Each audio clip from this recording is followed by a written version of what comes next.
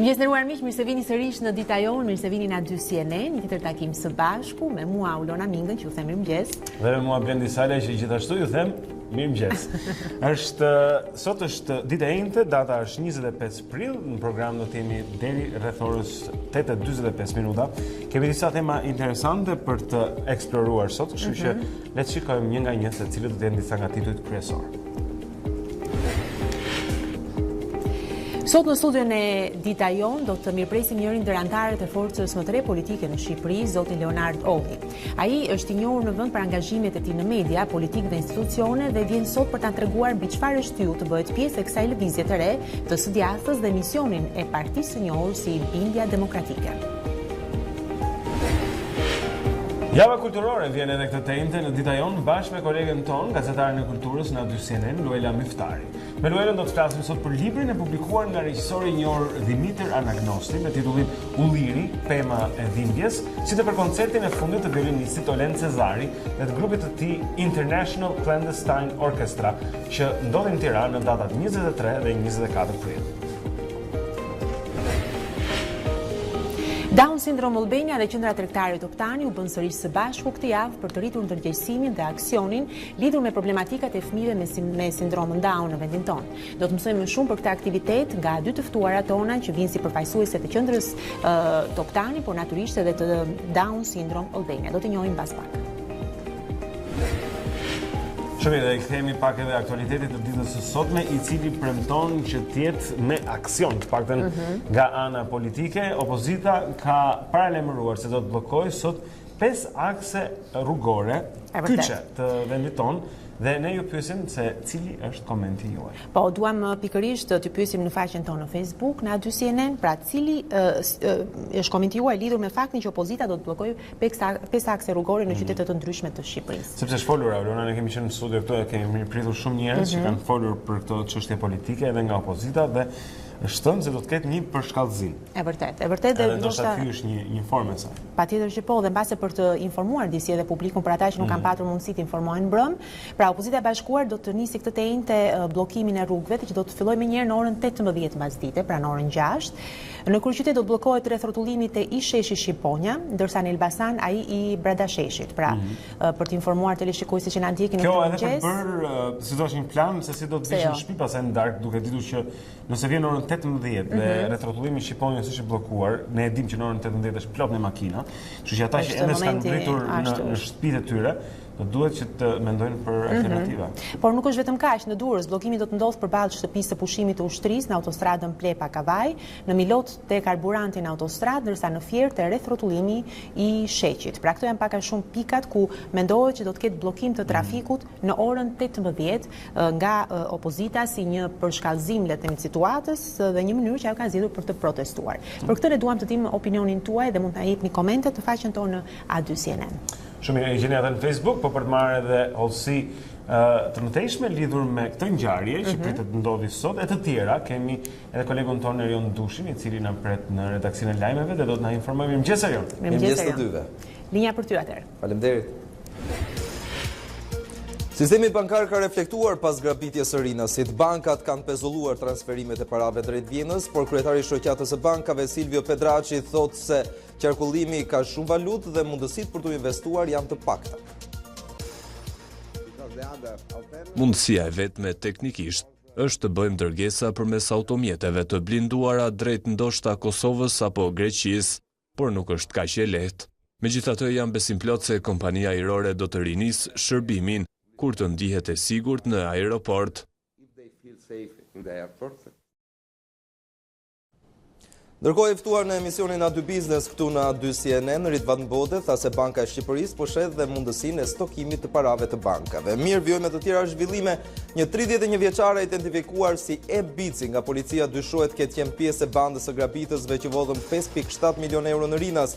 Burimet e policisë thanë për A2 CNN se bici, një e njohur e vjetër Admir Muratajt, u përdor për t'i vënë flakën një makine në Bathore për të shpërqendruar kërkimet dhe më pas kreu transportin e parave, nga të cilat ende nuk ka asnjë gjurmë. Për ndalimin e saj është duke u zhvilluar një aksion në Tiranë. Ish efektivja dyshohet se ka marrë pjesë edhe në grabitjen e 9 shkurtit të 2017-s, ku në rrugën e Rinasit u grabiten rreth 3.8 milion euro. Policia italiane ndërkohë arrestoi një çift shqiptar për trafik ndërkombëtar droge. 33 vjeçari rezident në Vanezë dhe 22 vjeçaria banuese në Shqipëri po trafikonin me makinën e tyre 19 kg kokainë nga Zvicra drejt Italisë. Ata e kishin ndarë sasinë e drogës në 17 pako dhe e kishin fshehur në një pjesë të modifikuar të automjetit. Kokaina e sekuestruar ka vlerën e 2 milion eurove. Pas më shumë se një muaj debat, kreu i Institutit të Studimeve për Krimet e Komunizmit Agron Tufa paditi dje në gjykatë deputetin Spartak Brao, Sabit Brokajn, Fatos Arifën dhe Arben Dukën për fyerje dhe shpifje. Tufa, i cili nëpërmjet padisë kërkon dënim penal dhe jo dëmshpërblim, tha se është kërcënuar dhe nuk gjeti zgjidhje tjetër përveç se t'i drejtohej gjykatës. Manfred Weber, lideri i Partisë Popullore Europiane dhe kandidati favorit për të pasuar Jean-Claude Juncker si presidenti i Komisionit Europian, nuk e ka antarësimin e Ballkanit Perëndimor në agjendën e tij. Weber publikoi të martën platformën politike ku në krye renditet blindimi i kufive të jashtëm evropian me 10.000 roje deri në 2022-shin. Mes prioriteteve renditet gjithashtu edhe ndërprerja e bisedimeve të antarësimit me Turqinë. Ne duam të kemi një marrëdhënie të fortë dhe të qëndrueshëm me Ankaran, por mendoj se duhet të tregojmë të ndershëm e të pranojmë se Turqia nuk mund të bëhet antare e Bashkimit Evropian, tha Weber.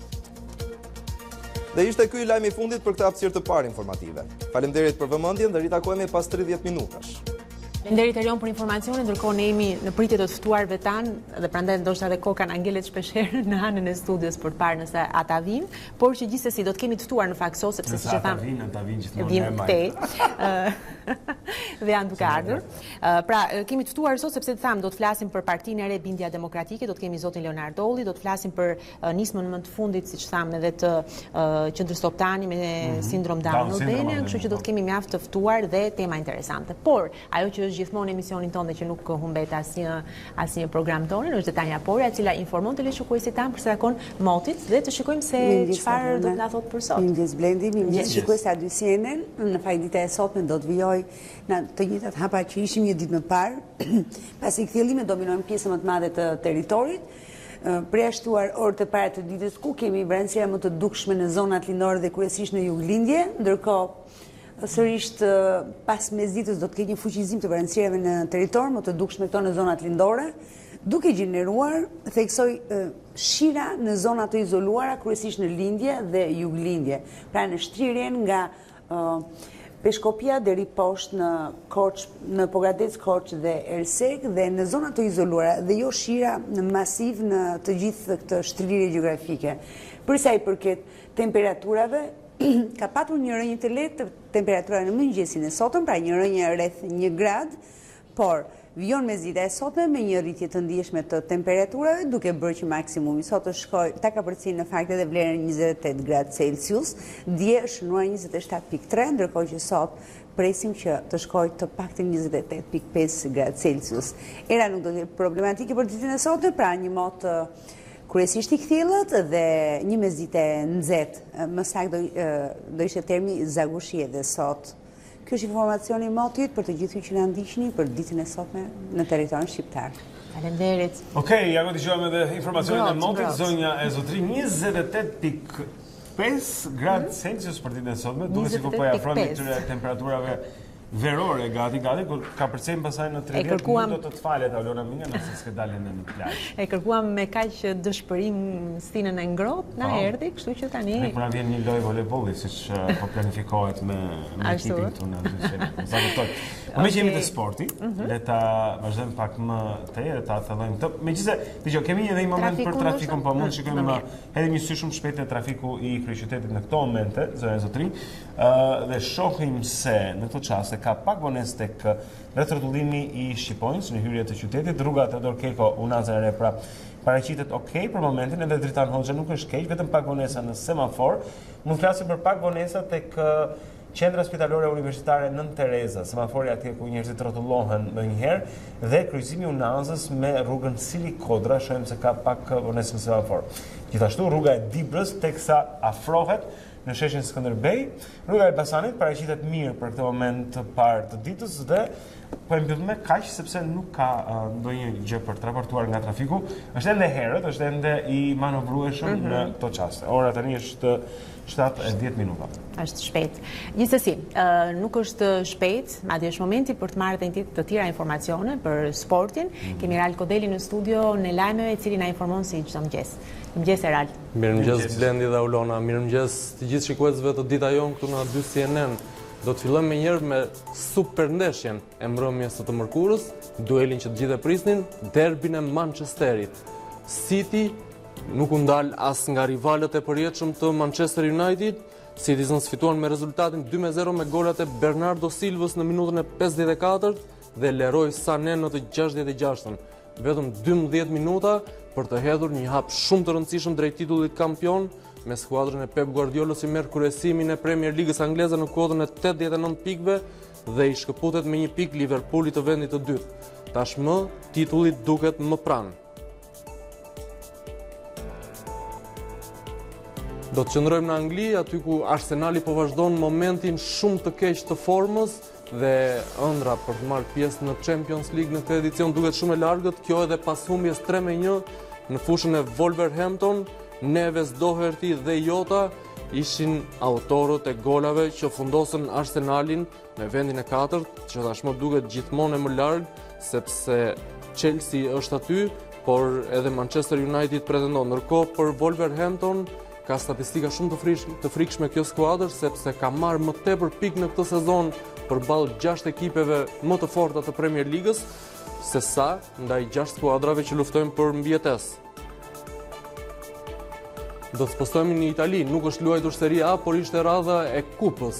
Është luajtur gjysmëfinalja e kthimit ndërmjet Milanit dhe Lazios me lacialët, që bëjnë skuadra e parë që siguron pjesëmarrjen në finalen e këtij edicioni, pas golit të Koreas, ende pa u luajtur një orloj, fitore 1-0 për Lazion, në një dominim total, një sukses i merituar ky dhe një zhgënjim tejet i madh për Milanin.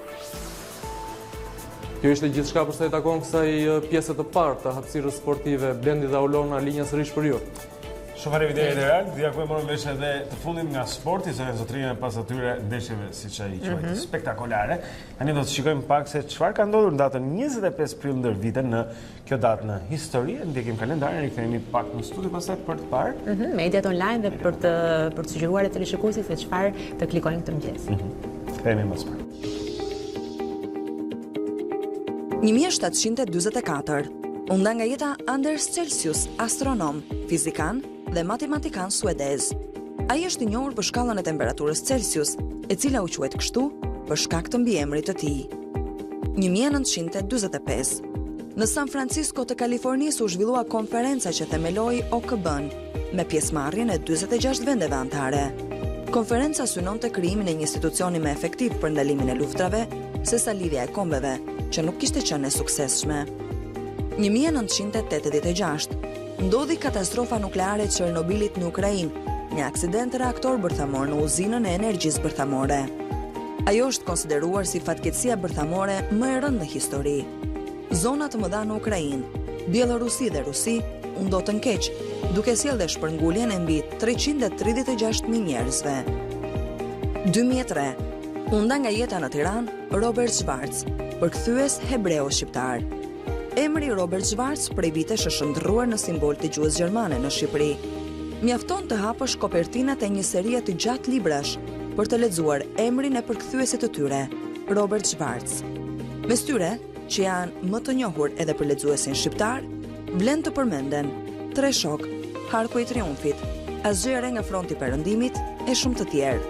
Ndërsa mes autorëve shqiptar që ai ka përkthyer në gjuhën gjermane janë Ismail Kadare, Dritor Agolli, Gaço Bushaka e Xhevair Spahiu. 1559, lindi Oliver Cromwell, ishte udhëheqës i lartë ushtarak, politikan, ideolog dhe udhëheqës i revolucionit anglez, po ashtu hartues i kushtetutës së parë angleze, e cila nuk u zbatua dhe nuk hyri asnjëherë në fuqi.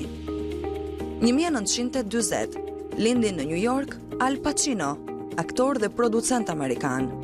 Famën e preku në vitin 72 me filmin Kumbari, në të cilin interpreton në rolin e Michael Corleone. Në vitin 93, Shpërblet me Oscar si aktori më i mirë protagonist në filmin Scent of a Woman, në të cilën interpreton një kolonel të verbër. Okej, në rregull, jemi tani sërish së bashku, mbas ndoqëm dhe ngjarjet kryesore datës 25 prill, për të kaluar në 25 prillin e 2019 dhe për të parë çfarë është interesante në mediat online. Shikojmë disa prej titujve kryesor në mëngjes, duke nisur me faqen e televizionit tonë në a2cnn.com. Po, jemi me faqen e a2cnn.com, ku në qendër do të lexoni burime nga kryesia e Partisë Socialiste. Vazhdojmë përpara, zgjedhje me standarde të qeta, pra është ky lajmi kryesor. Bode zbulon A2 Business Week pse pranoi ofertë e Ramës. Mund të lexoni gjithashtu siguria ushqimore, Kikia, s'dim se çfarë ham. Kote, ka raste që i kemi evidentuar. Trump humbet ndjekës, presidenti pret në zyrën ovale, drejtuesit e Twitter. Mund të lexoni gjithashtu nga bota, Kim Jong-un me tre në Rusi, Penjani kërkon mbështetjen e Putin nga Shtetet e Bashkuara të Amerikës. Zgjedhjet në veri të Kosovës, KQZ nuk certifikon kandidatët e listës serbe. Dhe zgjedhjet e 30 qershorit, Rama mbledh kryesinë e Partisë Socialiste, përgatitjet për procesin. Por mund të lexoni gjithashtu, protesta e opozitës bllokojnë akset kombëtare në 5 qytete. Mund të klikoni në këtë shkrim për të mësuar edhe atë informacion që ne sapo dham në fillim të emisionit, pra se cilat janë akset që do të bllokojnë sot në orën 18 në disa qytete të Shqipërisë. Parat e bankave, bode në A2 Business, banka shqiptare ka gati një zgjidhje. Shpallet në kërkim ish efektivja për grabitjen në Rinas, prokuroria zbulon rolin. Janë këto të tjera informacione që vinë në lidhje me grabitjen e Rinasit. Por mund të lexoni, si shikoni gjithashtu, dhe mund të dëgjoni, mund të shikoni edhe momente të tjera nga programi ynë dhe nga programe që transmetohen pra në A2 CNN dhe gjithçka tjetër që nuk keni patur mundësi ta shikoni live në transmetimet tona. Pra A2CNN.com. Është faqja e duhur për të klikuar. Banka e Shqipërisë mund të ketë një zgjidhje për transportin e parave. Mund të ketë një zgjidhje. Më kujtuar në kur ke parasysh në Bankën e Shqipërisë kur humbën ato paratë, sa i fustën pantallona dhe i nxirrin. Pak primitive, por jashtë ndodh. Okej, mund të shkojmë më tej tek panorama tani në mëngjes, zotërin shkojmë disa prej titujve kryesorë atje. 200 kilometra për të grabitur lagjen e të pasurve në Londër. Ish mësuesja flet për hajdutin e famshëm shqiptar. Bëhet fjalë për një tjetër Lypen, po themi nga anët tona që ka aktivitetin e vet në Londër, me këtë është marrë sot edhe panorama. Bindja demokratike thik pas shpine për PD-n, flet Patozi, zoti e ndimoft, unë nuk jam si ata. Pra është koordinatori i Partisë së Re, Bindja demokratike Asil Patozi, i cili flet për projektin e ri politik dhe thot se ajo nuk është një hakmarrje ndaj Partisë Demokratike. Mesazh nga Rama përmes një individi. Ish ministri i Financave tregon se si u emërua në Këshillin e Bankës së Shqipërisë. Është pra gazeta Panorama që i referohet deklaratave të botës pikërisht në këtë ekran në A2 CNN, pra tek A2 Business Week. Burimi arrin majat, singjërues dhe forcues pluhurtulle dhe abuzimi arrin majat, singjërues dhe forcues pra përdoret pluhurtulle dhe allçie në ushqime. Një tjetër skandal është denoncuar nga ekspertët për sa u përket abuzimeve që bëhen me produktet ushqimore. Ka pastaj një video tek Panorama, eksperimenti shihni si skuqen domatet me hormonin e dëmshëm Ethomex. Është një tjetër lajm pra lidhur me sigurinë ushqimore dhe më tej zgjedhjet e 30 qershorit Spiropali. Nuk negociojmë turp për partinë që lanë në rrugë zgjedhësit e saj. Gjithashtu telefonata e stisur midis dy kunatave, çfarë thanë ato, kush është daja, fakte shkatrimtare për grabitjen në Rinas. Se ndalemi këtu me titull që mund të lexoni sot mëngjes tek Panorama, ne do të vijojmë me një tjetër media. Mirë, eci më tej për të parë dhe faqen kryesore, jemi tani te Gazeta Shqiptare dhe faqja e saj online. Përfundon mbledhja e kryesisë së Partisë Socialiste, Spiropali i jep detaje. Mund të lexoni gjithashtu sopranoja që ende në tezgjak prej moshës 4 vjeçare. Rikthehemi tek grabitja në Rinas, zbulohet imazhi gruas që bashkëpunoi me autorët në grabitjen e Rinasit. Mund të lexoni situata politike, Soreka thëret në takim urgjent aleatët e Partisë Demokratike. Mund të lexoni gjithashtu, pra jemi sërish te grabitja e Rinasit, telefonata që fundosi grabitësit e Rinasit, çfarë zbuloi policia. Po ecim më tej për të parë të tjera momente. Duhet jesh e lumtur në jetë, jo të durosh, është ky një tjetër shkrim që vjen në gazetën shqiptare. Mund të lexoni gjithashtu dhe të tjera momente, si për shembull stilistja Katerina punën që bëjun e gjen edhe tek Valentino, janë këto pra momente që vinë nga gazetë shqiptare, nga showbizi, le të themi kështu, dhe të tjera që mund të klikoni në faqen online të gazetës shqiptare në këtë moment. Eci më tej për të parë një tjetër të përditshme. Shumë mirë, më tutje të shkojmë tani tek shqiptarja.com, zonë zotrinj, sërish na shfaqet kjo fotografi pra e Elisa Piropalit ka qenë pas mbledhjes së kryesisë së Partisë Socialiste, mbrëmjen e djeshme ku gazetarët pra kanë pritur për të marrë edhe komentet nga politikanët e krahut të majt. Edi Rama mblodhi këtë të mërkur pra mbrëm kryesinë e PS-s për 3 orë gjysmë. PS analizoi situatën në çdo bashki të vendit, ndërsa 61 kandidatët për kryebashkiak do të shpallen në mbledhjen e asamblesë që do të jetë në 10 ose në 11 maj. Jetë interesante me shpalljen e kandidatëve të shikojmë pastaj se sa prej tyre janë gra dhe burra. Këtu testohet realisht edhe barazia gjinore në një farë mënyre. Rea, vajza Linda Ramës, pa ditë Artur Zhenj dhe 7 portale për shpifje. Spekuluan për lidhje intime me Gent Cakajn, Rea ka paditur në gjykat për shpifje gazetarin Artur Zhenj dhe 7 portale të tjera. Kjo është në aktualitetin siç e paraqet pra sot shqiptarja.com. Rusia reagon për herë të parë për situatën politike. Palët duhet të gjejnë gjuhën e përbashkët. Është zëvendës ambasadori rus në Tiranë, Dmitri Kazmin, i cili në një intervistë për Report TV pra ka thënë se shpreson që palët do të gjejnë gjuhën e përbashkët në lidhje me situatën e nder politike në vend. Edhe një ish policie në kërkim për grabitjen e Rinas, cili ishte roli i saj, mund ta gjeni tek shqiptarja.com. Shohim një tjetër titull atje, Berisha i njeh grabitësit e Rinasit. Kjo ka një pikë pyetje në fund pra, është një aludim që ngrihet tek shqiptarja.com. Më tutje shohim kryemadhi i shkon në lagje Bashës. Këshillohet me bashkëshorten e tij, një video paparazzi duhet të në faqen e shqiptare.com. Dhe e fundit, Frankenstein për vizitat me Holandën, e motivuar politikisht me viza me Holandën pra, dhe e mbështetur nga politikanë shqiptarë. Sipas shqiptare.com pra këta kanë qenë disa prej deklarimeve të Frankenstein. Mirë, eci më tej me një tjetër faqe online, shikojmë tani dhe klikojmë më saktë tek Java News për parë titullit kryesor. Patozi, ndjej keqardhje për Partinë Demokratike, zoti e ndihmoft. Pra, është ka deklaruar në emisionin Opinion tek Fevziu mbrëm. Bode tregon për herë të parë ofertën e Edi Ramës dhe angazhimin në politikë. Janë këto deklarata që e ka dhënë mbrëm këtu në A2 CNN përpara Aurora Sulçës në A2 Business. Përfundon mbledhja e kryesisë, Piropali, turp që Partia Demokratike la në rrugë zgjedhësit e saj, nuk negociojmë për zgjedhjet. Mund të lexoni gjithashtu Bonnie and Clyde, detajet, njoja e ish policës me Admir Muratajn, pra janë të dhëna që vinë nga grabitja në Rinas, për zgjedhja e 61 kandidatëve.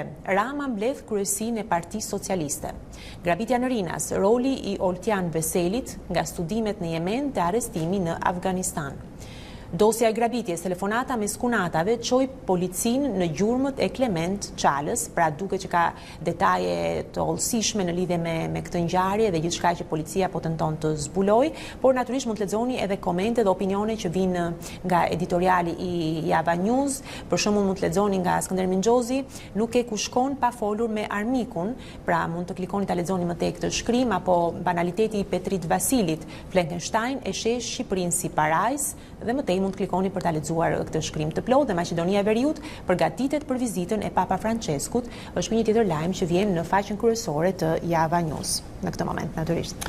Shumë mirë, do të shkojmë më tutje tani për të parë edhe disa prej lajmeve kryesore tek Reporter.al. Gardici dunon gazetaren Ola Xama në ambientet e kuvendit, pra është lajmi i cili ishte bërë i ditur që është ditën e djeshme për dhunimin e gazetarëve. Ka pasur edhe disa reagime lidhur me këtë çështje. Tani më të përsëritur të gazetarëve të cilët kërcënohen her pas here, rojet e sigurisht disa i quajnë gorillat e sigurisë, siç pash disa komente nga gazetarë në rrjetet sociale lidhur me këtë çështje, por është një problem i cili trajtohet pra tek Reporter.al. Gjithashtu, aksidenti i rënd në minier, një minator vdes nga gazi në Bulqiz. Ky është diçka që mund të nuk e pash të përmendur në mediat e tjera, por është një aksident, pra një minator ka vdekur nga gazi në Bulqiz, zotrin, humbje jetës së një njeriu atje. Gjykata liron mjekët e akuzuar për vdekjen e nënës 25 vjeçare, bëhet fjalë për ngjarjen e Elbasanit e gjithashtu akuzohet për lidhje me ISIS, arrestohet 28 vjeçari në Elbasan. Dhe e fundit, KQZ-ja e Kosovës nuk certifikon kandidatët e listës serbe. Kjo ka shkaktuar pastaj edhe reagim nga vetë presidenti Vučić në Serbi, pra mos regjistrimi i kandidatëve të listës serbe, ndërkohë që ata nuk e njohin, si thua, Kosovën në të njëjtën kohë. Ne do të shkojmë tuti tani, të shikojmë disa nga titujt kryesor tek Monitor. Po, jemi tek Monitor dhe tek analizat ekonomike dhe të biznesit për të parë titujt kryesor të kësaj faqe. Nuk dalin të importet nga Kolumbia, 13 fishohen në raport me 2016-ën. Banania zvendësohet nga paletat e drurit dhe qymyrit. Ky është një shkrim që vjen në Monitor, ndërkohë mund të lexojmë më tej udhëtimet shqiptarët për pushime në Vlorë. Tiranasit dhe Dursakët presin mysafir. Është kjo një analizë që ka të bëjë me turizmin me sa duket. Ndërkohë mund të lexoni sërish në Monitor OBSH fruthin në rritje në 2019-ën, Shqipëria në zonën e alarmit. Është ky një lajm shoqëruar dhe me foto, ku mund të shikohen edhe momentet e riskut, pra të cilat vende janë. Turizmit huaj shpenzojnë 52 euro dita, po qëndrojnë pak ditë shqiptarët pushime të gjata. Sërish me turizmin, me sa duket afrohet tani dhe sezoni dhe prandaj vijnë edhe këto shkrime, ndërkohë Petraci, shoqatës së bankave. Vjedhjet kanë rritur kostot e biznesit bankar, ja si do të transferohen, pra kostot operacionale dhe primet e rrezikut për biznesin bankar do të rriten pas ngjarjes së datës 9 prill në aeroportin e Rinasit, pra ku grabitën rreth 6 milion euro cash që po transportoheshin nga bankat. Mund të lexoni gjithashtu në pranitë të shtuar policore dhe ushtarake filloi transporti i parave nga Rinasi. Një tjetër analizë që vjen në Monitor, shikojmë më tej edhe më poshtë, ama 5 milion euro kompensime për televizionet që preken nga kalimi nga analog në numerike. Shqipëria e 14-a për borxhin më të lartë qeveritar në Europë, kryesor në rajon me malin e Zi. Studimi i FES viti 2019 nuk premton shumë për të mbështetur arsimin, pra këto dhe të tjera analiza ekonomike dhe të biznesit natyrisht mund t'i lexoni në faqen online të përditshmes Monitor. Ndërkohë vazhdojmë më tej. Shkojmë në Kosovë tani me koha.net. Bordi i RTK-s legjitimon zgjedhjen e drejtorit, akuzohet për shkelje të rënd ligjore. Ky është titulli kryesor që hasim në këto momente. Gjithashtu, Al Mariati, Amerika s'është në luftë me Islamin, e Erdogani s'është shpëtimtari i muslimanëve. Gjithashtu pra një titull te koha.net. Dhe e treta, Qalaj Veriu është tensionuar në prag të zgjedhjeve. Më tutje tek koha.net mund të lexojmë plagosje me armë në Prishtinë, sulmuesi është në Arrati. Verderit si mjafton Rashica për të ndalur Bayernin, City fiton derbin e Manchesterit për të rimarrë Kreun dhe nga politika kosovare, shuhet gazetari i njohur serb Dejan Anastasjević, gjithashtu Bega s'ka buxhet për të paguar rrogat edhe të 14 prokurorëve që na duhen, pra çështje që kanë të bëjnë edhe me ligjin antje dhe prokurorinë e Kosovës. Mirë, shkojmë tani tek CNN, besoj, dhe të shikojmë cilat janë lajmet kryesore në faqen e saj. Po, nëse bëjmë një kthim pas, në fakt kjo këtu, shikoja pak më parë, ishte njëri nga parqet solare ose diellore më të jashtëzakonshme, një investim prej 13.6 miliard në shkretëtirat pra jashtë Dubajt, dhe është në gjendje që të furnizojë me energji kur mbarojë gjithë investimi rreth 1.3 milion familje për një vit. Pra mund ta bëjë gjatë gjithë vitit në kohë të plot. Tek CNN tani në mëngjes zotëri mund të hasni edhe vajtimin e madh që ka ndodhur në Sri Lanka, pra është koha tani për të qarë viktimat dhe varrimet janë duke ndodhur vazhdimisht atje, sepse ka qenë mbi 321 numri i të gjithë njerëzve të humbur, dhe gjithashtu mësohet se 2 prej atyre që vunë bomba janë nga një familje mjaft e njohur në kryeqytetin e Sri Lankës, Colombo. Si thua, një familje e pasur, tregtare atje, që ka 2 prej bijve të saj tani më të përfshirë në këto veprime kamikaze. Mirë. Ne do të përfundojmë këtu me titujt e mediave kryesore online, sot në mëngjes, zotërinj, dhe tani do të vazhdojmë. Kemi ndërprerje të shkurtër për shkak të fotove, po do të rikthehemi në studio. Do të rikthehemi në studio sepse do të ngelemi tek kultura, tek aktivitetet kulturore që kanë shoqëruar javën dhe që pritet të ndodhen në fundjavë. Është gazetare Lola Myftari, e cila si çdo ditë ente na informon dhe na bën një pasurim të detajuar të këtyre aktiviteteve, por më njëherë mbas fotove të një dite më parë. Janë shumë interesante, shikojini. Rikthehemi këtu në studio bashkë me të.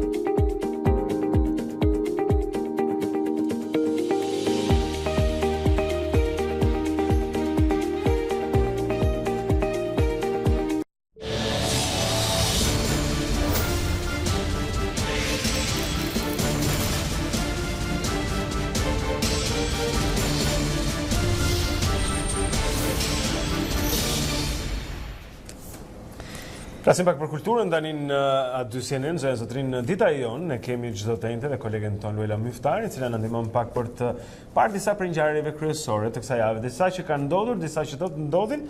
Luela, mirëmëngjes, mirë se ka ardhur. Mirëmëngjes. Duhet të thënë që kjo javë ka patur aktivitete apo jo? Ka patur, kemi mbërritur sot nga një koncert shumë i mirë. Jolen Cezarit me tingujt e violinës ti për 2 net ka pushtuar Pallatin e Kongreseve, thuajse të gjithë postonin, të gjithë donin të ishin aty, pa çka biletave që duken pak më europiane në çmim, po themi, dhe jo të gjithë shqiptarët do të mund të përballonin. Njëherë në 2 vjet e meriton 7.000? 7.000 të reja? Ja. Ka pasur vendet të cilat kushtonin 20 euro dhe vendet të cilat kushtonin 50 euro. Sigurisht ka pasur diferencime në orët e fundit të ditës, pas dite. Në me thënë, ato biletat e fundit që shiten edhe që janë pjesa anash e vendeve të publikut në Pallatin e Kongreseve, ndoshta janë shitur me këtë çmim, por kryesisht kur prenotoheshin ishin 20 euro ose 50 euro biletat.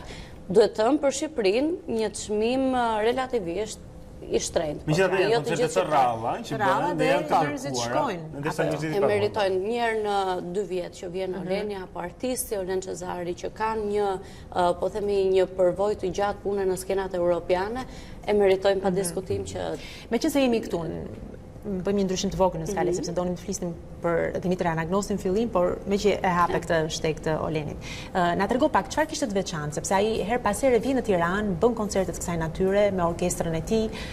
Çfarë solli ndryshe këtë radhë? Në fakt ndryshe nga vitet e tjera, Oleni që rikthehet çdo 2 vite dhe e ka bërë tashmë tradit, këtë vit i ishte larguar pak këngës shqiptare, këtë vit i ishte larguar pak këngës klasike dhe gjotëm një Olen shumë latin. Shumë brazilian. Ai caramba. Vërtet e ke? Po, ishte vërtet kubanez, pak. Ishte një lloj ritmi shumë ndryshe. Okej, le të dëgjojmë pak nga kjo. Po.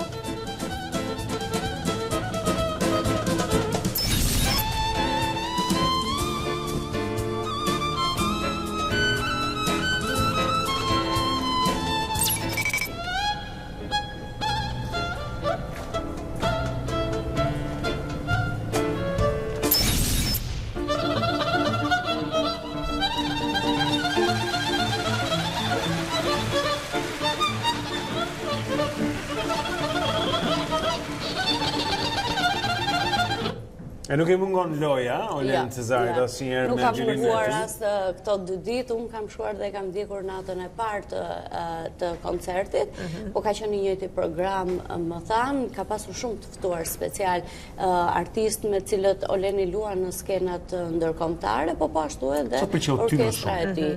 Në fakt ajo që më pëlqeu mua më shumë ishte pjesa e muzikës ruse. Duhet thënë që në një farë mënyrë shumë klasik të muzikës janë inspiruar, po themi, nga muzika ruse. Kishte atë momentin e tij në koncert, kështu që për mua kjo ishte pjesa më interesante.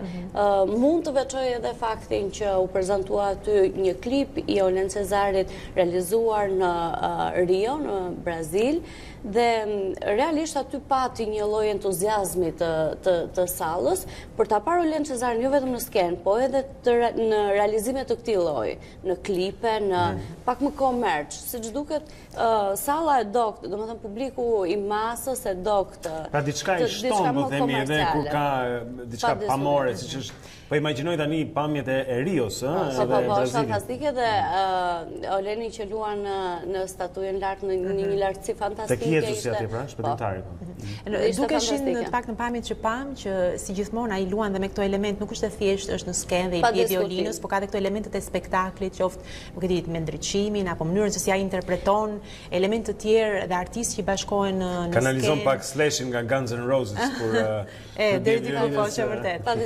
Ka edhe një, po themi, një grup pune i cili vjen nga jashtë, që nga ndriçimi, nga LED-et, ekranet, gjitha ekranet LED, sepse duhet të kishte 3 ekranet, të cilat i mundsonin publikut në çdo vend të sallës të Pallatit Kongreseve që kishte një pamje shumë të mirë të Olenit apo të artistit që performonte bashkë. Pra Luela, koncerti zgjan sa? Koncerti do duhet të nisë në orën 7, po si gjithnjë në Shqipëri nis diku nga ora 7:30, por deri në orën 10:30 po. Pra që do të thotë rreth 3 orë. Rreth 3 orë. Dhe është e mundur që njerëzit dëgjojnë violinë 3 orë. Po themi vegla, sepse le ta themi, ashtu është, nuk është për të gjithë, nuk është diçka që i ekspozohesh gjithkohës. 3 orë janë 3 orë. Po, mund të dëgjoj muzikë me violinë, sepse nuk është gjithmonë violina instrumenti i parë që mban të gjithë koncertin. Sigurisht ka të ftuar dhe aktorë të cilët bëjnë përthyerje të gjithë pjesës koncertore, po themi, por po ashtu edhe këto këngët latine, siç tash kishte Pepe Sanchez, ishin artistë që vinin nga bota latine, nga bota kubaneze. Përfshirë edhe një mini botë vogël japoneze, të cilat bënin këto thyerje të mëdha për të mos qenë vetëm Oleni në skenë. Kështu që në një farë mënyrë ishte shumë i zjarrt si koncert, na solli Brazilin, karnavalet. Publikut i pëlqen. I pëlqen, dhe publiku reagoi mirë. Reagoi mirë. Pa diskutim, një reagim shumë i mirë ishte edhe tek kënga shqiptare, që u këndua nga një artiste italiane, një këngë e Vaçazelës, kështu që neve i kemi qejf këto. Kur thuhet këndojnë për ne. E sikur që ata që kanë qenë e kanë shijuar. Kjo pra ishte çfarë ndodhi 2 mbrëmjet e shkuara. 2 mbrëmjet e shkuara dhe mos gaboj dhe 2 ditë më parë patëm edhe një premier, një publikim apo jo nga më të fundit të Dimitër Anagnosit, i cili kinasti i njohur këtë radhë vjen me një libër apo jo. Ka filluar të pëlqejë me sa duket tani që shkëputur pak nga kinemaja të shkruaj, sepse unë kam lexuar në fakt Koburi nga Europa që më ka pëlqyer tema asë shumë, por ka edhe libra të tjerë 4 vite më parë. 4 vite më parë është një botime, tregime, skica, novela, Ulliri Pema e Dhimbjes. Po patjetër. Pra, Ulliri Pema e Dhimbjes nga Dimitër Anagnosi Zotrin. Ky është tani më në një librari pranë jush. Po. Po lexoj që në fillim dhe është ti mund ta ndjesh se si e duke lexuar diçka me vërtet që në një monolog hapas atje. Ku ky është nëse mund një moment vetëm të fizikisht ndihe mirë, xhirimet e filmit Gjoleka, Djali i Abazit, që ka qenë filmi i fundit, që një provë rënd të cilën e përballova aq mirë sa shumica u befasuan. Nuk e di nga më erdhi kjo energji. Besoj 2 kanë qenë arsyet: frymëzimi, dëshira për të bërë edhe një film pas heshtjes tepër të gjatë dhe kujdesi i gjithëllojshëm i Rozës. Jam në prag të 70-ave, në janar të vitit 2006 i mbush, dikur kam bërë një shënim të tillë. Në pleqëri, njeriu i dobësohet shikimi, sepse nis të shoh më tepër brenda vetes se jashtë saj. Në pasaj libri duket sigurisht një udhtim si brenda dhe jashtë. Pra i tregon është në një farë mënyrë anagnostin skenarist, atë që neve nuk e shohim apo nuk e ndjejmë shumë, duke i thënë atij regjisor, kineast, duke përfshirë në një botë që vërtet është shumë e madhe, ajo bota e kinemas. Po duhet të thënë që Dimitër Anagnosti jo pak skenar i ka të tij, domethënë filmat që janë në regji të tij, janë gatuar skenar të tij. Pa diskutim. Dhe këto tregime me aq pak sa mund të lexoja unë, sepse koha ishte e shkurtër, është publikuar vetëm 2 ditë më parë, kështu që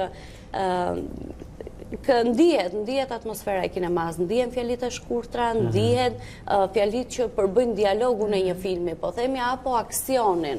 Nuk ka fjalit të gjata, të lodhura, domethënë që të lodhin, por që është një film, është një libër kineasti. Këtë drejtë është një film, në fakt. Është një film. Janë fragmente të filmit nga momenti kur por mund të ndikim të plot kronikën që Lula ka përgatitur për të kuptuar më mirë se për çfarë bëhet fjalë. Flasim për një emër vërtet të madh, ende gjallë, se ne kemi mësuar që të themi emrat të mëdhenj artistëve kur ndrojnë jetë, por ai është ende gjallë dhe shkruan dhe bën dhe letërsim shumë të mirë, përveç se bën filma shumë të mirë. Ndjekim kronikë. Shqiptarët fluturojnë, mërgojnë. Çajnë ferë, çajnë detin, çajnë qelli, me të gjitha mënyret, mjetet edhe marifetet. Një vizë, o shok, një vizë, o vlla, një vizë në këtë natë kur shpirti vuan, një vizë, o konsul, o ambasador, o ministër, o drejtor, o trafikant, o spekulant, o mafios, një vizë se po çmendem në këtë vend. Këto janë vetëm pak nga reshtat e shkruara së fundmi nga kineasti Dimitër Anagnosti, regjisor, producent, mësues e skenarist. Anagnosti që mësoi dhe frymëzoi breza artistësh në Shqipëri, ka prezantuar një tjetër vepër, Ulliri Pema e Dhimbjes, një përmbledhje tregimesh që i flasin në aktualitetit. Është gëzim krijues për një kineast, e shkrimtar Dimitër Anagnosti që në këtë herë, jo përmes filmit, po nëpërmjet librit, do të takohet me ju. Vepra është ndërtuar si spektakël. Është një sintezë, ashtu si ditë flas ai. Për të në skenën e teatrit eksperimental e morën fjalën miq dhe koleg, studiues dhe akademik që mbështetën anagnostin në këtë përvojë jo të re. Do lexoj disa fjalë të profesor doktor Shaban Sinanit që thot për librin Ulliri për Madhingjes. Dimitër Anagnosti është një herësh i papërsëritshëm në rrëfim, shuan shkurt, por me një shipe dignitare. Rrëfen shpejt si në dritë të vetëtimës, por duke krijuar karaktere. Vetë autori zgjodhi vetëm të falenderoj. Faleminderit.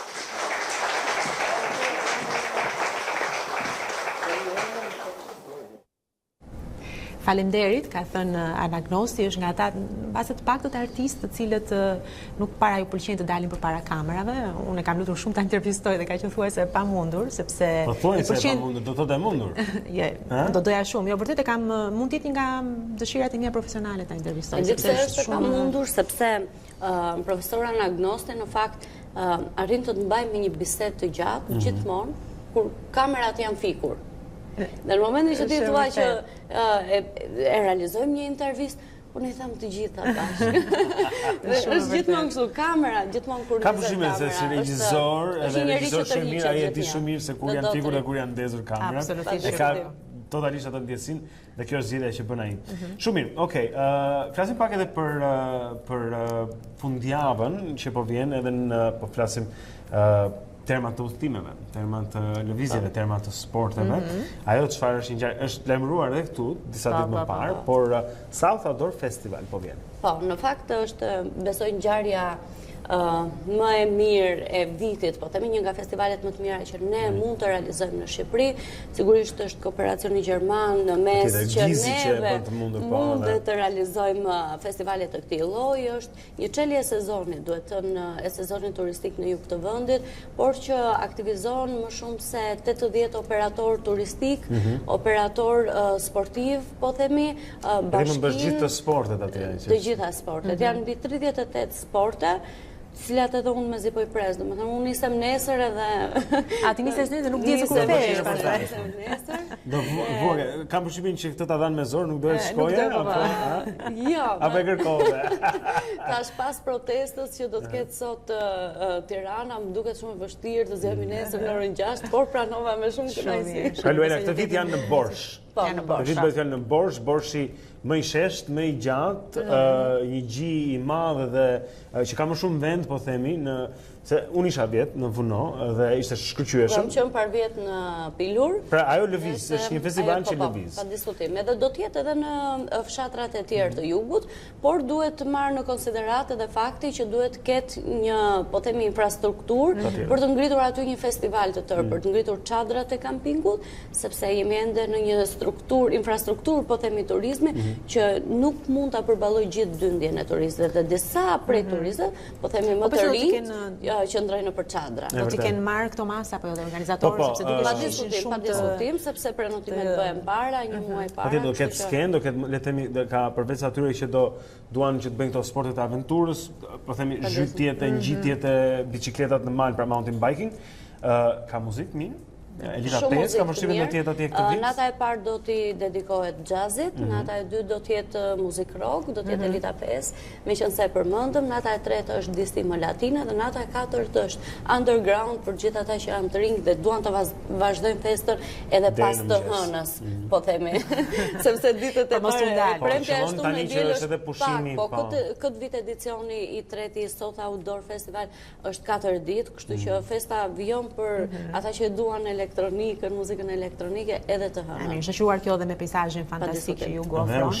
Edhe ushqimin tradicional të jugut që mirë, në Tiranë kemi të tjera aktivitete pastaj? Kemi një Ngjyrat e Amerikës, një premierë shumë e diskutuar që do të vijë nga teatri kombëtar në Art Turbina tashmë, meqense godina e teatrit kombëtar është në diskutim. Është ende në diskutim, do të mlidhet tek Art Turbina. Është një shfaqje e cila që kur u lajmërua se do t'ishte me skena erotike, me skena të cilat nuk lejohen në moshën 12 vjeç, 16 fare, e ka ndruar tani kohët e fundit. Toni Kushner është, kam përshtypjen. Po, Toni Kushner. Angjëta e Amerikës, edhe Kumbaro, Kumbaro është regjizori që si këtu. Në fakt do të kemi njëri nga aktorët protagonist, zotin Deçka, që do të vi këtu javën që vjen. Do të ishte shumë mirë, sepse unë nuk kam shumë informacione, nuk kam arritur të ndjek provat, nesër do të jem, siç e tham, në jug të vendit, kështu që thjesht mund t'u sugjeroj publikut që kjo është një vepër shumë e mirë, një autor shumë e mirë, duke marrë parasysh edhe po themi punën e Kumbaros e regjizor, mund të themi që do të jetë një vepër që realisht do të jetë një nga më të mirat e këtij sezoni artistik. E vërtet, është realizuar në Shtetet Bashkuara si një mini serial me disa episode dhe aktorë të jashtëzakonshëm kanë qenë përfshirë në këtë projekt, pra në Engjëjt e Amerikës.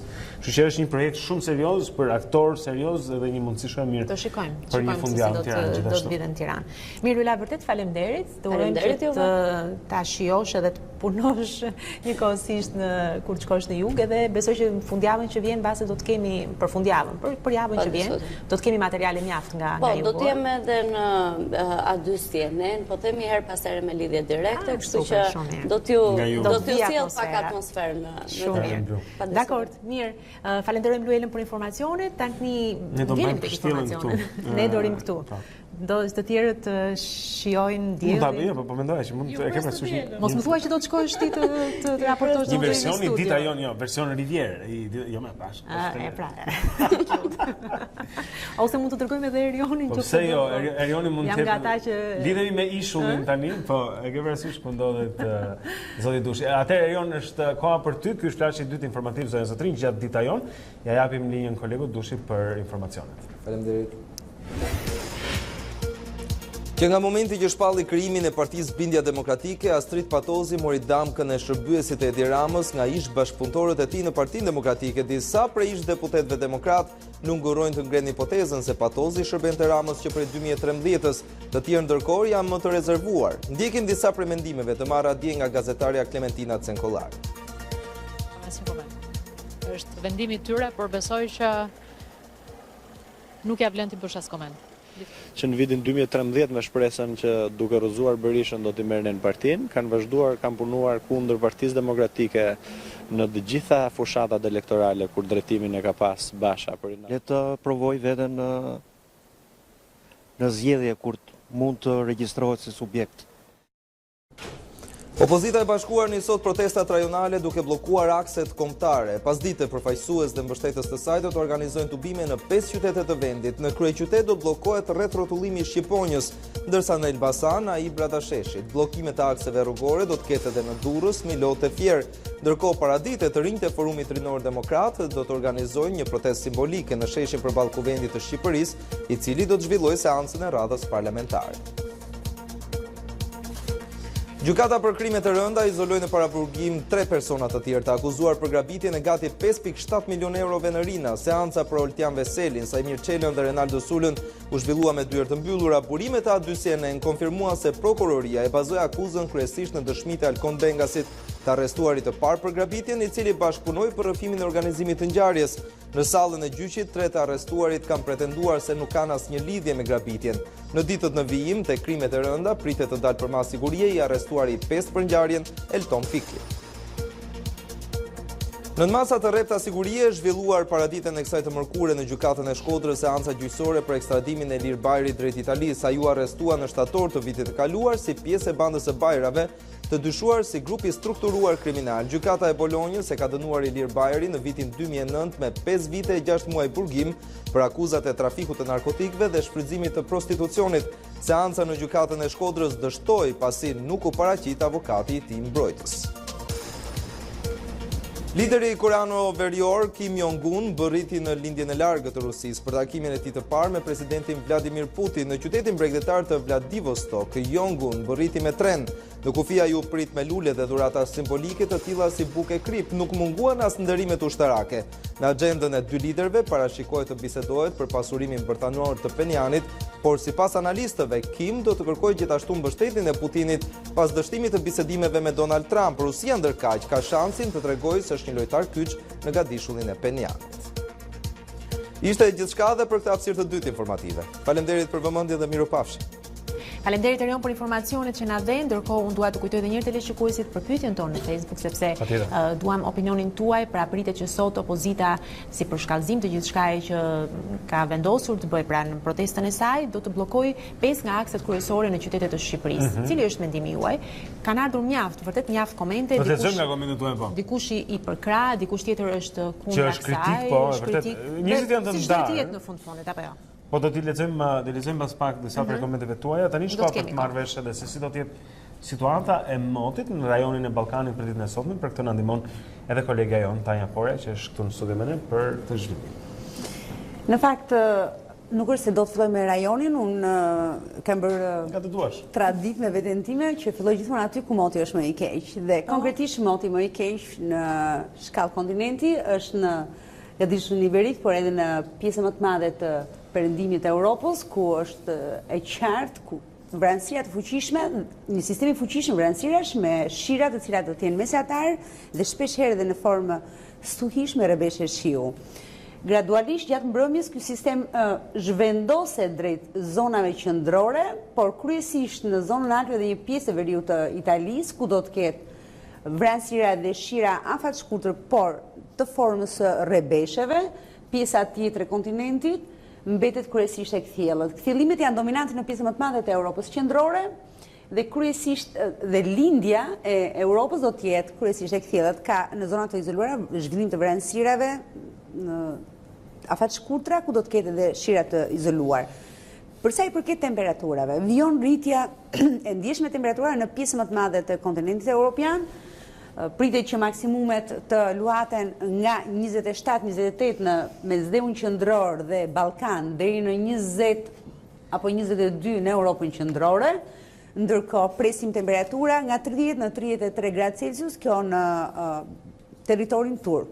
Krejtëndryshe paraqitet tabloja termike në jug perëndim dhe perëndim të Europës, ku ka një hyrje të një mase ajrore më të freskët, duke krijuar kështu një anomali termike prej gati 10 gradësh krahasuar me fundjavën që shkoi, pritet që maksimumet të mos jenë më shumë se 20 apo 21 gradë Celsius. Pra, në jugperëndim të Europës, ku klimatikisht është dhe zona më e nxehtë e Europës, aktualisht ne kemi temperatura maksimale gjatë mesditës më të ulta se sa në zonat qendrore, por edhe se sa në pjesën më të madhe të veriut të kontinentit.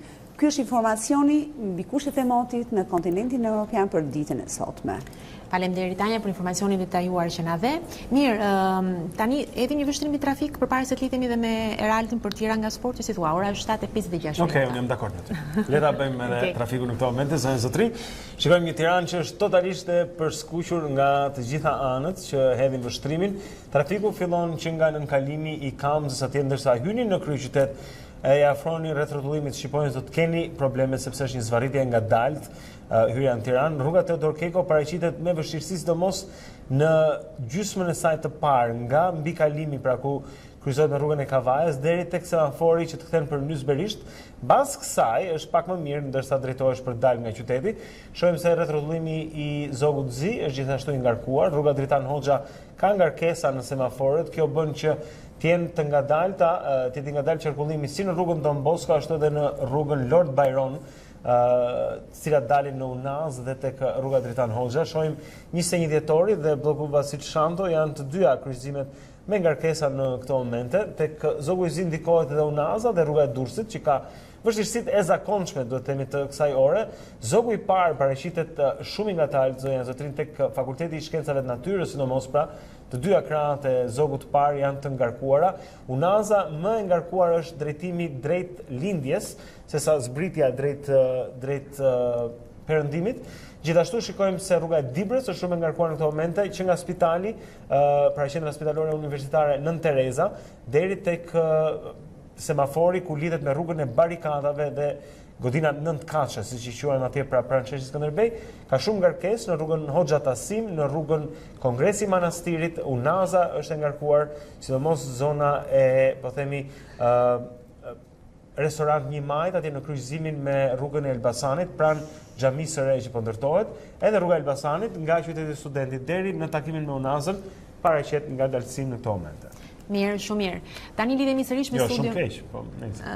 Shumë trafik. Keq ishte se unë duke qenë se nuk është se përdor makinën, për mua është gjithmonë shumë mirë, nuk ka problem. Mirë, lidhemi sërish me studion e lajmeve, kemi Eraldin atje për të tjera informacione nga sporti. Eraldi, një për ty. Bayern është finalisti i dytë i Kupës së Gjermanisë. Bavarezët fituan me rezultatin 3-2 përballë Werder Bremenit me 2 gola nga Robert Lewandowski dhe një nga Thomas Müller.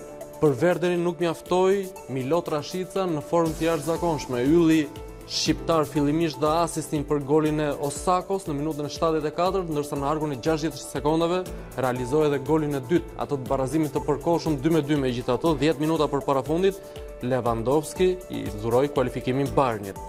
Finalja do të luhet në 25 maj në Berlin. Atletico e Madridit në Spanjë shtyn festën e Barcelonës, duhet të humbiste skuadra madrilene në shtëpi përballë Valencias në mënyrë që katalanët të shpalleshin matematikisht kampion, por nuk ndodhi kështu. Në Wanda Metropolitano u luajt një sfidë jashtëzakonshme me plot 5 gola të realizuar. Alvaro Morata, Antoine Griezmann dhe në minutën e 81 Korea i dhan fitoren 3-2 Atleticos së Madridit, që mbetet në vendin e dytë në renditje, ka pak shanse për titullin, pothuajse as pak, por të paktën i dhuron vetes kënaqësinë që i shtyu festën Barcelonës. Do të kalojmë tek Kupa e Shqipërisë tashmë, aty ku janë luajtur takimet e para gjysmëfinale. Kuksi fitoi me rezultatin 2-1 përballë Skënderbeut, golave të Reginaldos dhe Shkurtajt ju përgjigj Bregu. Me këtë rezultat Skënderbeu ka shpresa për ndeshjen e kthimit, aty ku lufta për skuadrën finaliste është plotësisht e hapur. Në Gjirokastër luftëtari nuk arriti të përfitonte nga faktori fushë dhe barazoi pa gola me Tiranën.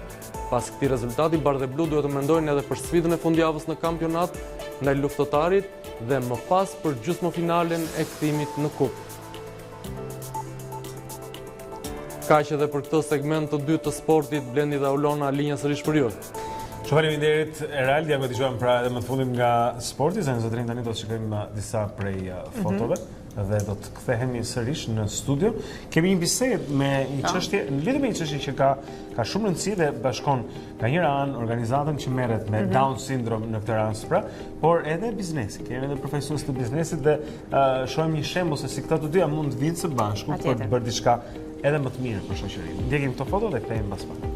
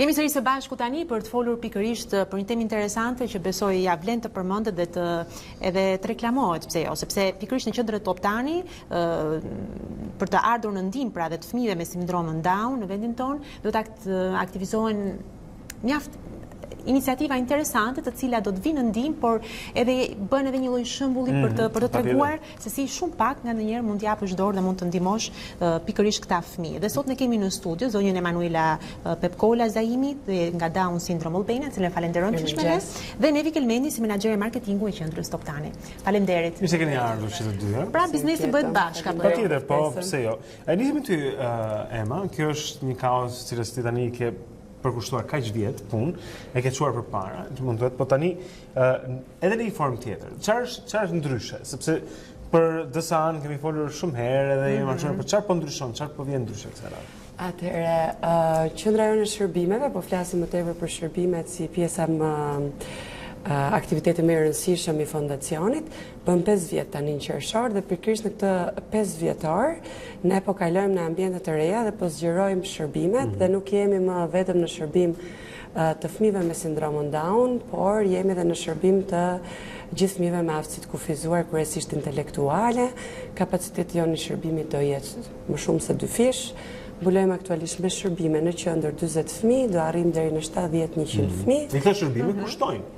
Këto shërbime kushtojnë, për 4 vite ne i kemi pasur totalisht pa pagesë, vitin e fundit i kemi pas vërtet me vazhdojmë të mbulojmë familjet më vulnerable, themi më të pamundura ekonomikisht për pa pagesë, ndërsa pjesa tjetër paguajnë një shumë simbolike, do thoja unë 300 lek ore terapis, ndërkohë që në treg është 1500 lek. Megjithatë, ajo çka vërtet rëndësi është fakti që neve shërbimet nuk janë asnjëherë mjaftueshëm për aftësinë e kufizuar. Tirana nuk arrin të mbulojë gjithë nevojat, kështu që fakti që ne po zgjerohemi dhe kemi gjetur mundësinë për ta dyfishuar kapacitetin tonë dhe jo vetëm me ato shërbime që kemi pasur, por edhe me shërbime të tjera, le të themi, është një vlerë e shtuar dhe padyshim që kjo nuk do ishte asnjëherë e mundur. Blendi ti e di ke vite që ndryshe nga Ulona që takojmë për herë të parë, pa mobilizimin e vërtet të sektorit biznesit në këtë drejtim. Por, Manuela, me që se jemi këtu të pyesim pak edhe Nevin, sepse edhe për teleshikuesi për të informuar, ku qëndron vërtet, ku konsiston vërtet ndihma që qendra Top Tani po jep këtyre fëmijëve? Atëherë, bashkëpunimi Top Tani me Down Syndrome Albania ka rreth më shumë se 1 vit e gjys, pak a shumë aq sa është dhe jetëgjatësia e këtij biznesi në treg, pasi Top Tani është një qendër e re. Ka qenë një bashkëpunim paksa le të themi më në vija të gjera të tipit që ne jemi munduar të sensibilizojmë vizitorët tanë, domethënë nëpërmjet vendosjes së posterave, për sa i përket përgjegjësisë sociale dhe vendosjes së kutive të kontributit. Kemi patur koncerte, her pas here atje në fundjavë. Hera ka qenë tetori kur ne kemi bërë aktivitetin e muaj ndërgjegjësimit për sindromën Down dhe ka qenë vërtet një fushat emocionuese edhe atëherë për ne, sepse gjithë Top Tani u brandua, gjithë ajo hapësirë me çdo kat me fotot e fëmijëve tanë. Pra, dhe seriozisht ka pasur njerëz që apo biznese që kanë parë aty brandimin që pastaj kanë kontaktuar me Down Syndrome Albania. Këtë vit vjen ndryshe që ne kemi menduar që kjo nuk është e mjaftueshme dhe duam të ndikojmë jo vetëm domethënë le të themi për vizitorët që vizitojnë qendrën, por edhe më gjerë. Këtë vit fushata mbështetëse jona për Down Syndrome Albania do të jetë një fushatë 360 gradë marketingu, që do të jetë edhe në mass media, domethënë me TVC, me radio spot, me City Light, pra është një fushatë plot për të rritur sensibilizimin për përgjegjësinë sociale vetëm të vizitorëve, por të gjithë audiencës më gjerë. Pasi mendojmë se është shumë e rëndësishme të gjithë, jo vetëm ne si individ, por dhe bizneset bashkëveprojmë në një ekosistem, i cili është i rëndësishëm të japim kontributin ton për më mirë jo vetëm ekonomikisht, si një biznes, por kontributin ton në përmirësimin e vazhdueshëm, domethënë në çdo fushë. Këtë herë ne jemi munduar të jemi koordinator në këtë projekt për të bërë bashkë bizneset e qendrës. Kemi filluar me 5 biznese që janë aktualisht OVS-e, Glob, Well, është Gold Optica dhe Shtëpia e Lodrave dhe Toptani, e cila është vetëm fillimi, ne mendojmë që të shkojmë më gjerë. Si do të kontribuojnë ato konkretisht? Pra, bravo këtyre bizneseve, bravo juve, si qendër Toptani, si qendër tregtare, shopping center. Kjo nuk është fokusi juaj, ju jeni një shopping center, por është e mirë dhe e freskët të dëgjosh, që njerëzit marrin përveç se po themi bëjnë hapin një hapësirë, por edhe bën proaktiv për organizimin e kësaj, koordinimin e kësaj gjëje. Pra, këto janë bizneset që fillojnë e kontribuojnë financiarisht në mënyrë të rregullt. Në mënyrë të rregullt. Në mënyrë që këto para pastaj të shkojnë edhe të kthehen në më shumë shërbime për këta fëmijë. Këto para do të kontribuojnë direkt me Fundacionin Down Syndrome Albania, ndërkohë ne do jemi thjesht monitoruesit dhe koordinuesit le të themi të zhvillimit të kësaj fushate në mënyrë që ta shtrim dhe më gjerë, jo vetëm në bizneset e qendrës. Komunikimi jonë që ne po bëjmë është që edhe individët, me thënë në një farë mënyre, të ndërgjegjësohen për të kontribuar në këtë komunitet në nevojë. Pyes Nendi edhe pak, të ngasmet edhe pak fare. Si e justifikoni ju këtë? Se kjo ka kosto. Koha jote, koha e kolegëve tu që do merren me këtë, ka kosto tani më financiare për tite OVS-e, Well, Globe etj. Këto dyqane. Si e justifikojnë këta që thonë këto kosto për të bërë këtë gjë dhe se këtë duhet të dëgjojnë në bizneset tjera që mund të kuptojnë pastaj se pse kjo bëhet dhe pse kjo është në fakt një e mirë që ja vlen. Atëherë, në rast se flasim financiarisht, ky është një kontribut që normalisht për disa fusha çdo biznes duhet të ligjërisht në disa, domethënë të kontribuojë, le të themi. Nëse flasim më pas se si e justifikojnë apo pse e marrin këtë nisëm, siç e përmenda edhe pak më parë gjithkush nga ne, person fizik apo institucion financiar, mendoj që duke qenë se ndërvepron në këtë ekosistem, është e ka të domosdoshme dhe është e nevojshme që të kontribuoj me aq sa mundet në hapësirën e tij financiare për këto komunitete në nevojë. Në fakt, Ema, sa mund të ndihmojnë vërtet këto ndihma, sepse sigurisht që ti qëndrosh pranë një fëmie me këto problematika besoj që nuk është e lehtë, sigurisht. Dhe mbase këto ndihma që vijnë her pas here mund të ndihmojnë deri diku, po mbase nuk mund të zgjidhin gjithçka. Po gjithsesi deri ku mund të zgjidhin, pothuajse mund të zgjidhin. Të zgjidhin gjë më të rëndësishme që është shërbimi terapeutik. Ne edhe vëmendjen e shumë bizneseve të tjera që vërtet mund të ndihmojnë nëse është e rëndësishme ndihma e tyre apo jo.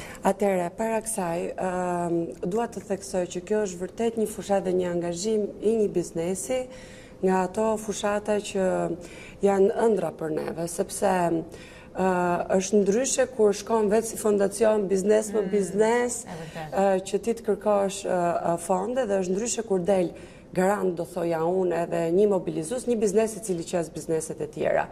Me dyqanet tek Toptani neve kemi pas deri tani përveç fushatave ndërgjegjësuese brenda Toptani edhe kutitë e kontributeve në për dyqane. Pa ajo është një kontribut që vinte nga vizitorët nga blerësit. Edhe ajo është për të falenderuar, sepse jo gjithë kushta jep lejen, kanë sikletet të ndryshme biznesit në këtë drejtim. Ndërsa kjo është që Toptani po angazhon dhe po mbledh si tuash në garancinë e vet, sepse themi të drejtën do dhe garanci kjo punë. Do të thënë, imazhi i organizatave në Shqipëri nuk ka qenë fort ndër vite i besuar. Por Fondacioni Down Syndrome Albania gjatë gjithë këtij 5 vjeçari ekzistues ka punu me biznesin. Është biznesi që e ka ngritë si qendër, është biznesi që e mban si donator mujor. Kemi dhe këto dhurimet individuale që thash.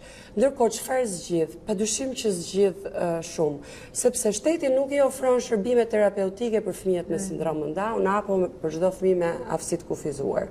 Që do të thotë janë vetëm qendrat e organizatave dhe janë shumë pak dhe të pamjaftueshme që mbulojnë nevojat e shërbimeve. Çfarë janë shërbime terapeutike? Fillojnë që nga mosha 3 muajsh dhe duhet vazhdojnë për gjatë gjithë jetës, po sidomos mosha 0-6 vjet. Çfarë forme janë këto?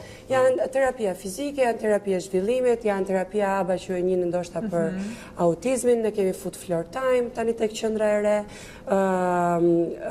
terapia e logopedisë, pra e të folë gjuhës edhe e të folur, dhe gjitha këto janë ato hapa të nevojshëm, mbështetja e nevojshme që duhet merr fëmia për të qenë gjithë përfshirë në kopësht, në çerdhe, në shkollë, në komunitet etj.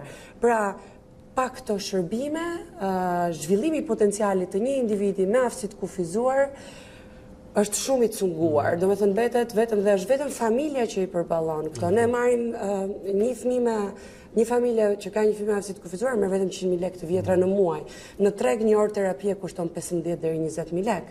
Çfarë do të thotë kjo? Që ne si qendër për të mbajtur shërbimet e përballueshme apo falas për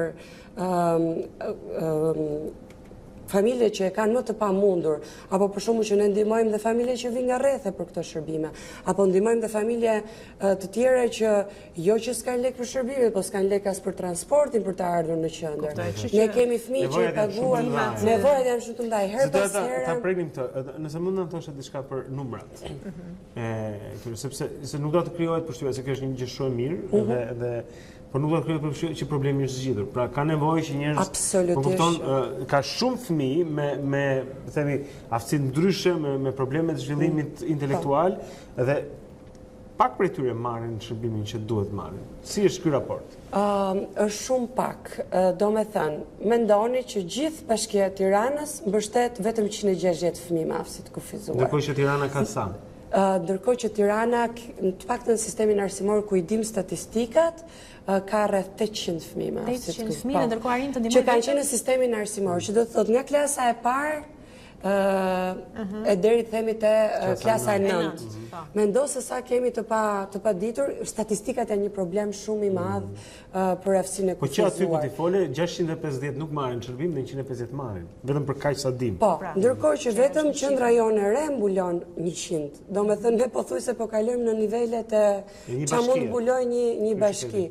Dhe në fakt jemi në pritje sepse biznesi bën, po jemi në pritje që të filloj bashkia nëpërmjet asaj që quhet fondi social, që dhe ata e presin nga ministrit, që të filloj të shpërndajë që ato vetë ngrenin kapacitetet e tyre, dhe duhet bëjmë dhe kujdes, Blendi, sepse ka shërbim i cili do një standard, i cili do një monitorim, i cili do një kontrol. Jo çdo cep pallati, ku ti shikon një hyrje që ofron një shërbim logopedia, do të thotë që është njerëz të specializuar sepse është një përgjegjësi shumë e madhe dhe një nga risitë edhe të shërbimeve tona është jo risi, por le të themi që po e konsolidojmë, është grupi multidisiplinar i vlerësimit, që është një grup prej 8 vetash i cili bën vlerësimin dhe rivlerësimin e zhvillimit të fëmijës që dhe programit terapeutik të jetë sa më i ndjekur edhe ndërsa për pjesën e sponsorizimeve që ju pyetet Nevin, në fakt ne mundohemi të lobojmë, po nuk është fort e lehtë që vërtet bizneset të kenë një lirshmëri për të bashkuar edhe me fonde më të mëdha, po edhe për ta bërë procedurën. Është një burokraci shumë e madhe kur një biznes duhet të thotë që unë dhuroj dhe ju lejohet deri në 3% të fitimit të tyre vjetor, ta çojnë për sponsorizime, nuk lejohet dhurimi, nuk lejohet filantropia, nuk lejohet business angels investments, do me thënë është një problem. Prandaj ne jemi shumë mirënjohës që ata që bashkohen vërtet marrin përsipër të bëjnë dhe gjitha të pirgletrash që duhet ta çojnë në shtet. Në rast komplimentat shkojnë për qendrën tregtare Toptan, që është po themi ajo që ka marrë përsipër kësaj radhe. Shumë mirë, Emanuela Pepkola Zaimi nga Down Syndrome Albania. Faleminderit gjithashtu me ne sot edhe Nevi Kelmendi, pra menaxhere e marketingut në qendrën tregtare Toptan, një ndryshe Toptani Shopping Center. Faleminderit suksese dhe juve në sepse sipërmarrje e re. Faleminderit.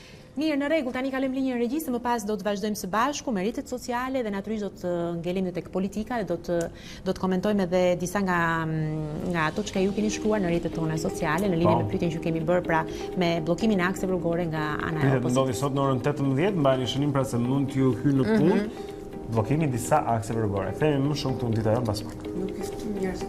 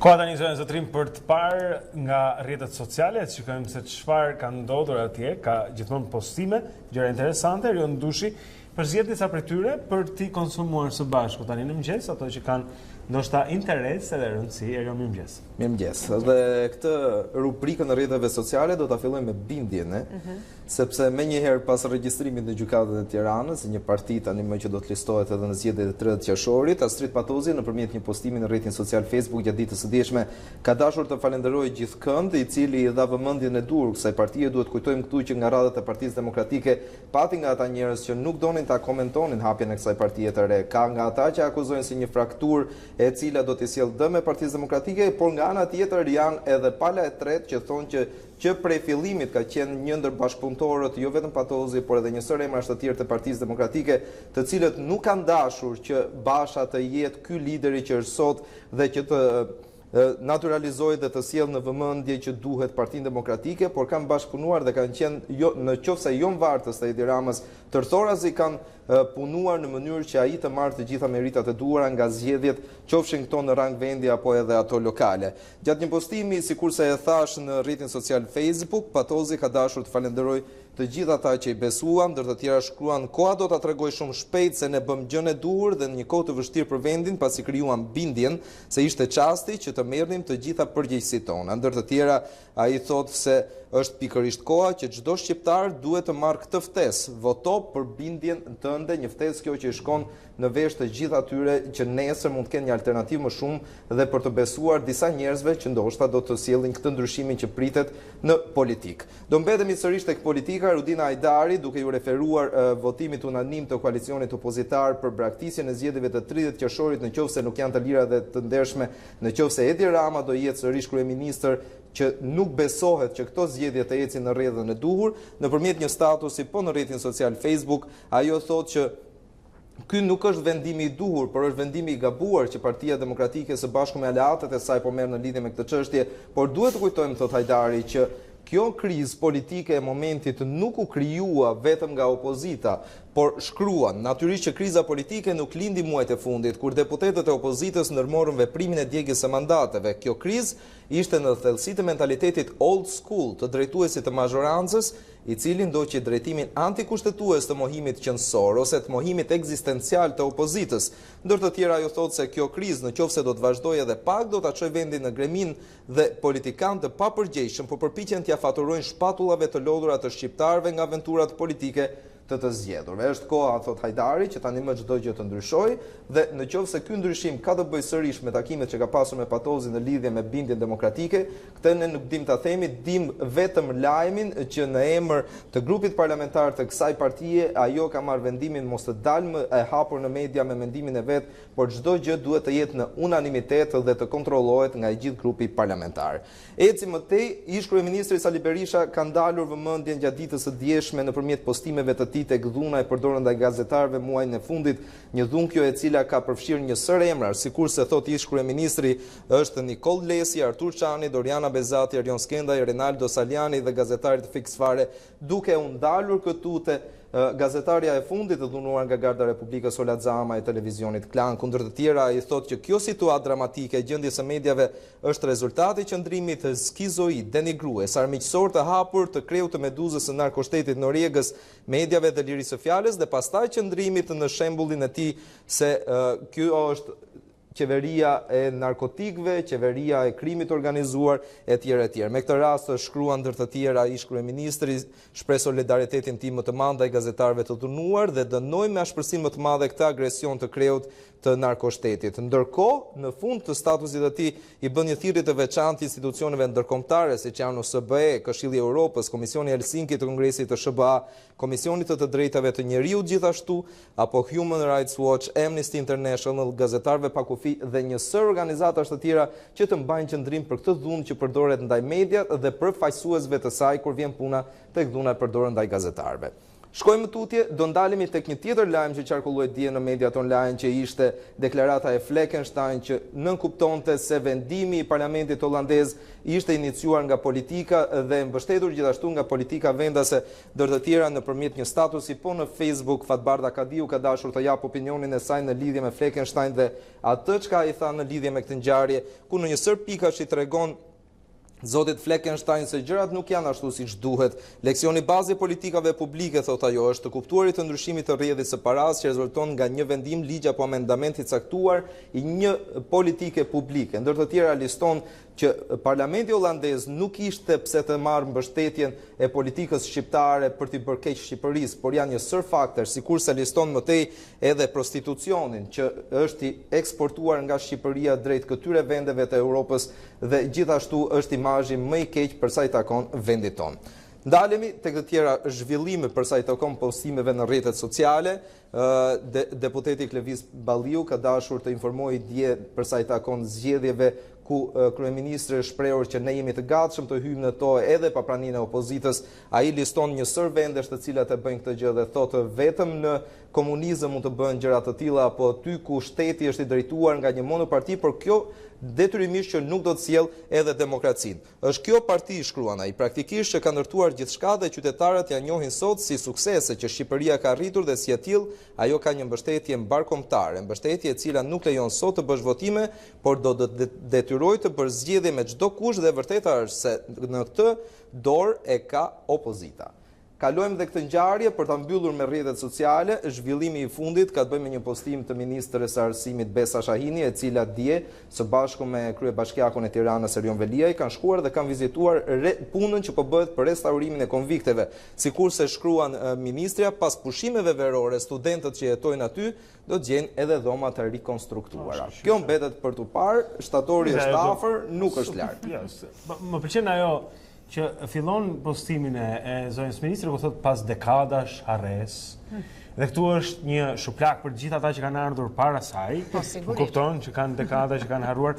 Që këtu pasaj e nis me këmbën e majt, do të ishte? Kur është? E majt e bie. Okej. Mirë, shkojmë tweetin, tweetin e kam fjalën. Tweetin me këmbën e majt. Zonja e zotrin. Dakor. Dëgjuam pra nga rrjetet sociale, kemi një pyetje për ju lidhur me sa opozita ka njoftuar se do të bëjë sot, pra në orën 18 ajo synon që të bllokojë disa nga akset kryesore të vendit. Ne kemi pyetur se ç'mendoni për këtë veprim, pra këtë vendim të opozitës, ja disa prej përgjigjeve. Kanë ardhur në fakt, e thamë edhe në fillim, që janë mendime pro dhe kundër këtij vendimi të opozitës. Për shembull, Alberti thotë këto janë veprime shumë të papërgjegjshme, opozita po përpiqet që hallin e vet ta bëjë dhe hallin e njerëzve që nuk e mbështesin atë, apo dikush tjetër thotë opozita në vend që të bllokojë punët e njerëzve të thjeshtë dhe hallexhinëve të bllokojë ndonjë ministri apo të shkojë aty ku e ka inatin, por ama ka edhe të tjerë që thonë protestat, si thot Vasili, janë alarm për qeverinë që punët nuk janë njësoj për atë që t'i jep votën dhe për atë që nuk ta jep votën, dhe kur nuk dëgjohen të gjitha institucionet, kur mori pjesë ka të drejtë të protestojë në të gjitha mënyrat, pra e mbështet, si thua, siç e mbështet për shembull edhe dikush tjetër thotë bravo Partia Demokratike për këto nisma që ka marrë duke bllokuar rrugët. Kjo duhet të ishte një nga gjërat që duhet ta kishte bërë shumë kohë më parë. Pra, janë të ndarë natyrisht edhe shikuesit, sepse por kemi dhe duhet thënë që janë të ndarë me të vërtetë edhe në numra, ka dhe shumë nga ata që janë shumë kritik ndaj situatës në të njëjtën kohë. Çfarë zotrin, për të folur pak për situatën politike dhe gjithë këto zhvillime të shpejta, të befta dhe interesante që janë duke ndodhur, ne kemi një të ftuar këtu sot, ai është Leonard Olli, i cili vjen nga Bindja Demokratike. Nardi, edhe për transparencë plot me publikun, ne jemi miq prej shumë vitesh. Jo politik, po jemi dhe koleg, jo se ish koleg në Thojza. Profesionalisht jemi koleg. Kështu që unë pyetjen e parë do ta bëja një jo pyetje për ty. Të thosha, të të jepja kohën të shpjegohesh se pse sot këtu. Po, për fat keq, jemi sot tu jo thjesht për diskutuar ato që shpeshherë kemi ndarë në emisionet tjera, për artin, kulturën, civilizimin, filmi e tjera, jemi sepse jemi një zgrëp shumë të madh, jo thjesht dhe vetëm politik, jemi social. Jemi sot tu sepse vlerësoj një pjesë të mendimit edhe të opinioneve që unë datë, që Shqipëria tashmë është mëngjes dhe unë e kam i çik vështirë në emisionet e mëngjesit të jap lajme të zeza, por po përpiqem të jem pak më i të kurur në komendet e mia, por po kalojmë ditë shumë të vështira, se do të thoja fjala më e mirë duhet ishte ditë të zeza. Jo thjesht dhe vetëm në konceptet individuale, por dhe në rafsh kombi. Ne jemi drejt një asgjësimi të ngadalt si komb. Pra mas 30 vitesh, kur mendoheshe që gjenerata e të larguarve të parë si rezultat i hapjes dhe fituarit të liris, duhet ishte kthyer tashmë në vendin e vet, dhe në vend që të dërgojë remitancat e saj, por të vinte vet dhe të investonte në vendin e vet, për fat keq, ne kemi një fenomen të merësisht të vështirë, të rënd në aspekt nacional, kemi një rilargim të ri. Pra kemi një 90-92 një eksod të ri nga e para. Më lejoni të thejo t'i referohem vetë le të themi organeve shtetërore. Zyrtarisht ata pohojnë që ka rreth 300 ca mijë të larguar në këto 6 vite, nga viti 2013. Unë besoj, duke patur parasysh edhe pjesën informale, që janë diku në kufit e 600.000 shqiptarëve që kanë ikur, vetë dhe familjarisht. Imagjinoni, pra, një mesatare 100 çdo vit. Imagjinoni çfarë potenciali tjetër i ikur Shqipërisë. Imagjinoni që pjesa më e madhe të larguarve është energjia më e madhe nga pikpamja fizike, jo thjesht në krahun të punës, po dhe ideve. Janë të rinj që ikin nga mosha 22 deri në moshën 44, se pjesa tjetër e ka pak më të vështirë për t'u larguar, por dhe ata po tentojnë të largojnë. Mos i referohemi kërkesave për lotarinë amerikane. Dakor, kjo është një argument që qëndron, po disa thonë, pse të çojë ty kjo tek bindja demokratike, pse jo të mos shtrëngonit radhët e PD-s, po themi. Sepse u përpoqë me gjitha format dhe mënyrat, jo vetëm për të shtrënguar radhët, por dhe për të këmbyer idet. Dhe përfundimisht u refuzuam, jo si individ në marrëdhënie personale. Jemi miq të vjetër, kemi betejat përbashkëta, por në konceptin e ideve dhe vizioneve se si duhesh e reaguar në këto ditë kaq të vështira, erdhi moment që u ndan konceptet dhe rrugtimet. Sigurisht ne jemi paralel, për aq kohë sa Partia Demokratike dhe çdo parti tjetër deklaron që është opozitare, pa diskutim, as nuk diskutohet ky moment, por ne e shohim zgjidhjen në forma të tjera. Duke u bindur që ka rrugë të reja dhe ne mund t'ia dalim. Sepse në krah të kundërt pastaj tregu ideve është i detyruar të vdesë, domethënë ne rikthehemi në një periudhë shumë të errët pastaj. Nëse ideja e njëshit edhe shtot partia bën populli, pastaj këtu kemi kaluar kompetencat e një partie të djathtë. Paktën unë kam besoj se aderova për vite të tëra në një parti të djathtë ku e para dhe kryesorja është liria e mendimit. Diskutimet dhe pastaj vendosja kolegjiale. Por ju tregoni shumë diplomat kur komentoni Partinë Demokratike, por ata nuk kanë qenë të tillë me ju, sepse ju kanë parë si një produkti, një akmarrje ndaj Partisë Demokratike, apo si madje është artikuluar deri atje dhe veglat e Dirams, pra që ju kanë sponsorizuar ata për të krijuar një lloj balanci. Jo, ne t'i adresojmë sepse ka patur disa sulme. Mua më lejohet buzëqesh të pa. Natyrisht, në planin moral pra jeni quajtur vegla, disa kanë thënë me dashje apo pa dashje. Ka pasur akuza në planin financiar, kanë thënë që janë paguar nga Edi Rama për ta bërë këtë gjë, pra. Si i përgjigjeni juve kësaj për publikun? Për publikun unë do dëshiroja që këtë pjesën, nëse më lejoni ta them pak në mënyrë metaforike, të sherit apo të akuzave të ndërcjellave, të sapo divercuarve, ta kalojmë sepse nuk ka asnjë të mirë publike.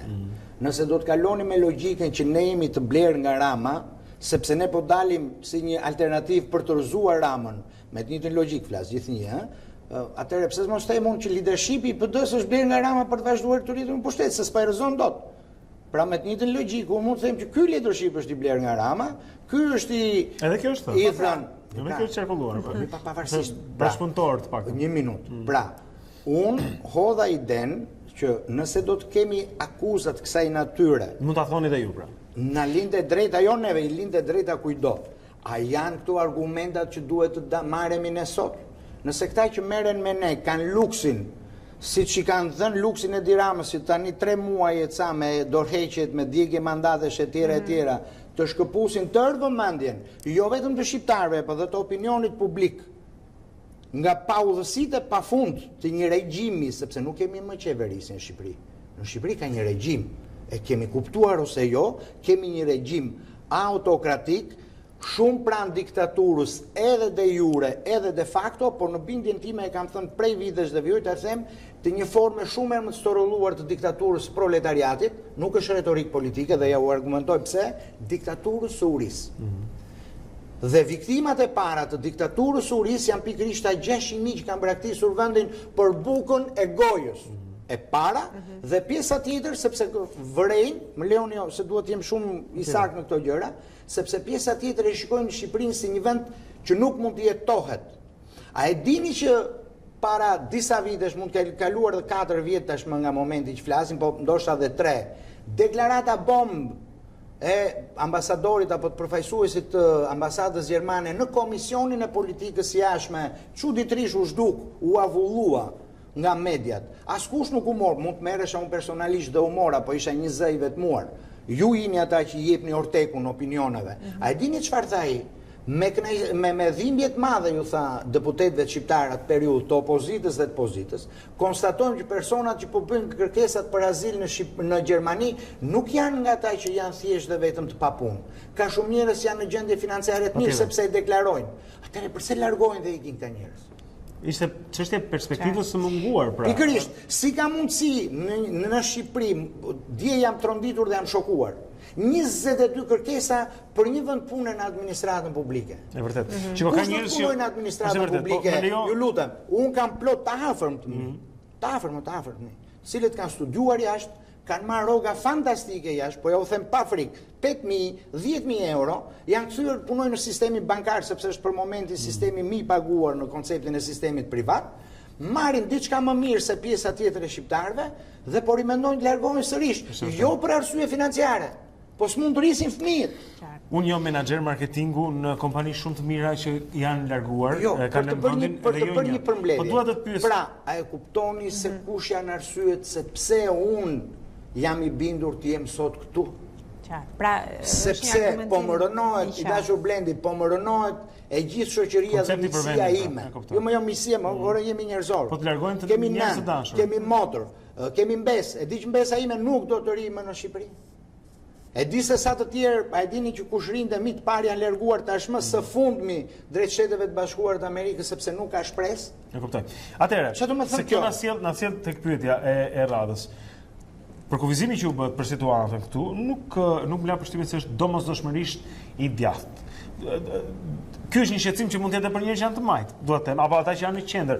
Dua të pyes, dhe ju jeni regjistruar në zgjedhjet e qershorit. Cilët mendoni janë shqiptarët që do të votojnë për bindjen demokratike? Kush është elektorati i bindjes demokratike? Tani, e para e punës, unë dëshiroj të theksoj që pa diskutim shqetësimet që unë them janë shqetësimet e çdo shqiptari. Ne para se të jemi të ndarë, qoftë në besime fetare, kur lindim shqiptar, në ato dokumentat tona të identitetit shkruhet shqiptar komsia, nuk na shkruhet as Bektashi, as katolik, as një gjë. E para që na bashkon dhe na mbledh të gjithë, jemi në faktin në emëruesin e përbashkët që jemi shqiptar. E dyta, të majtë dhe të djathtë pa diskutim që me dhimbje konstatojnë të njëjtën. Çështja e ideologjisë së majtë apo djathtë ndahet thjesht dhe vetëm në format, idet dhe visionet se si ecet përpara. I nderuari kryeministri aktual mendoi ose gënjeu shqiptarët që do të vendosë taksën e ndershme, një taksë e ka rënuar vendin, gjoja progresive që smerret vesh se ku shkoj, si shkoj dhe s'ka asnjë lloj transparence. Ne ishim mendimit si të djathtë që një taksë e sheshtë, e cila nuk është e barabartë, se këtu ka qenë dhe keq kuptimi më i madh. Paguhen 10%, 9% apo 7% në bazë të vlerës që ti ke. Pra 7% i 1 milionshit nuk është i barazvlefshëm me 7% e 3 milionsh. Është shumë më i madh. Por transparenca dhe drejtësia ishte zotëri, sa më shumë të nxjerrësh, ti prap do të kesh fitimin tënd, unë do të marr pjesën time, se ky është shteti. Pra të gjitha këto kanë rënë. Vendi është në kolaps ekonomik.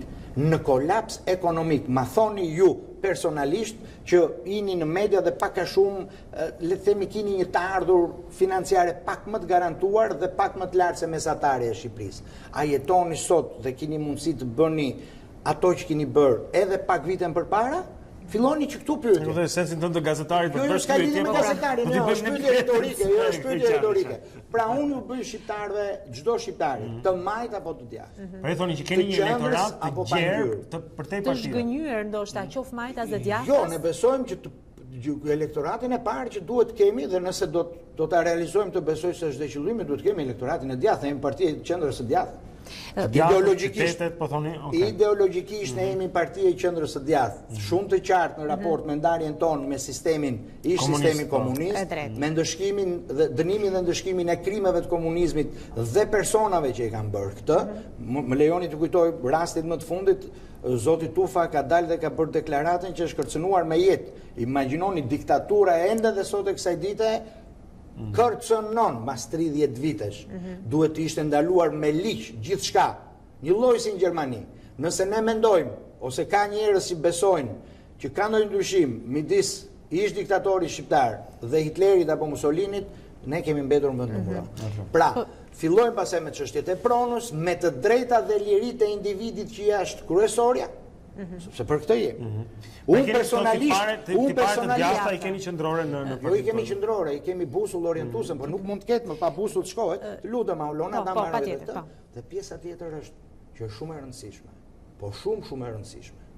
Një vend që aspiron të bëhet pjesë e Bashkimit Evropian, një vend i cili ka tashmë 11 vite, që është vend antar 10 vite, që është vend antar i NATO-s, të kalojë në një retorik denigruese ndaj përfaqësuesve të Shteteve të Bashkuara apo Bashkimit Evropian, unë besoj që këtu ka një problem shumë të madh. Çfarë keni fjalë? Po ka shumë akuza në raport me ndërkombëtarët, sapo i dëgjuat aty me fjalë që ndërkombëtarët nuk dinë çfarë flasin e ditë. Okej, ti thon nga opozita në këtë rast. Nuk ka lidhje opozita ka patur edhe opozita sa kohë. Pra, një parti e djathtë, e cila ka lindur me bindjen, dhe unë personalisht si nardi, që Shtetet e Bashkuara të Amerikës, historikisht, jo për arsyeja dhe nevoja personale, janë aleati strategjik i cili na ka ndihmuar në 3 momente kyçe të historisë së Shqipërisë. E para të jemi sot shtet. Duhet jemi shumë realist dhe nuk duhet manipulojmë mendjet njerëzore qoftë me historinë. Nëse ne jemi sot shtet, jemi si rezultat i Shteteve të Bashkuara dhe individualisht presidentit Wilson.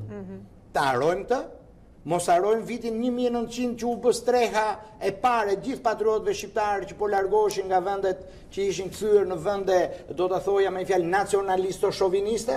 Gjithë diaspora që hartoi, ngriti lidhjen e Prizrenit, alfabetin e letrave shqipe, gjitha e Bukureshtit, e Egyptit, kaluan gjithë në Shtetet e Bashkuara të Amerikës, pa u bë dheu tjetri i dytë tyre, se Shqipëria ende.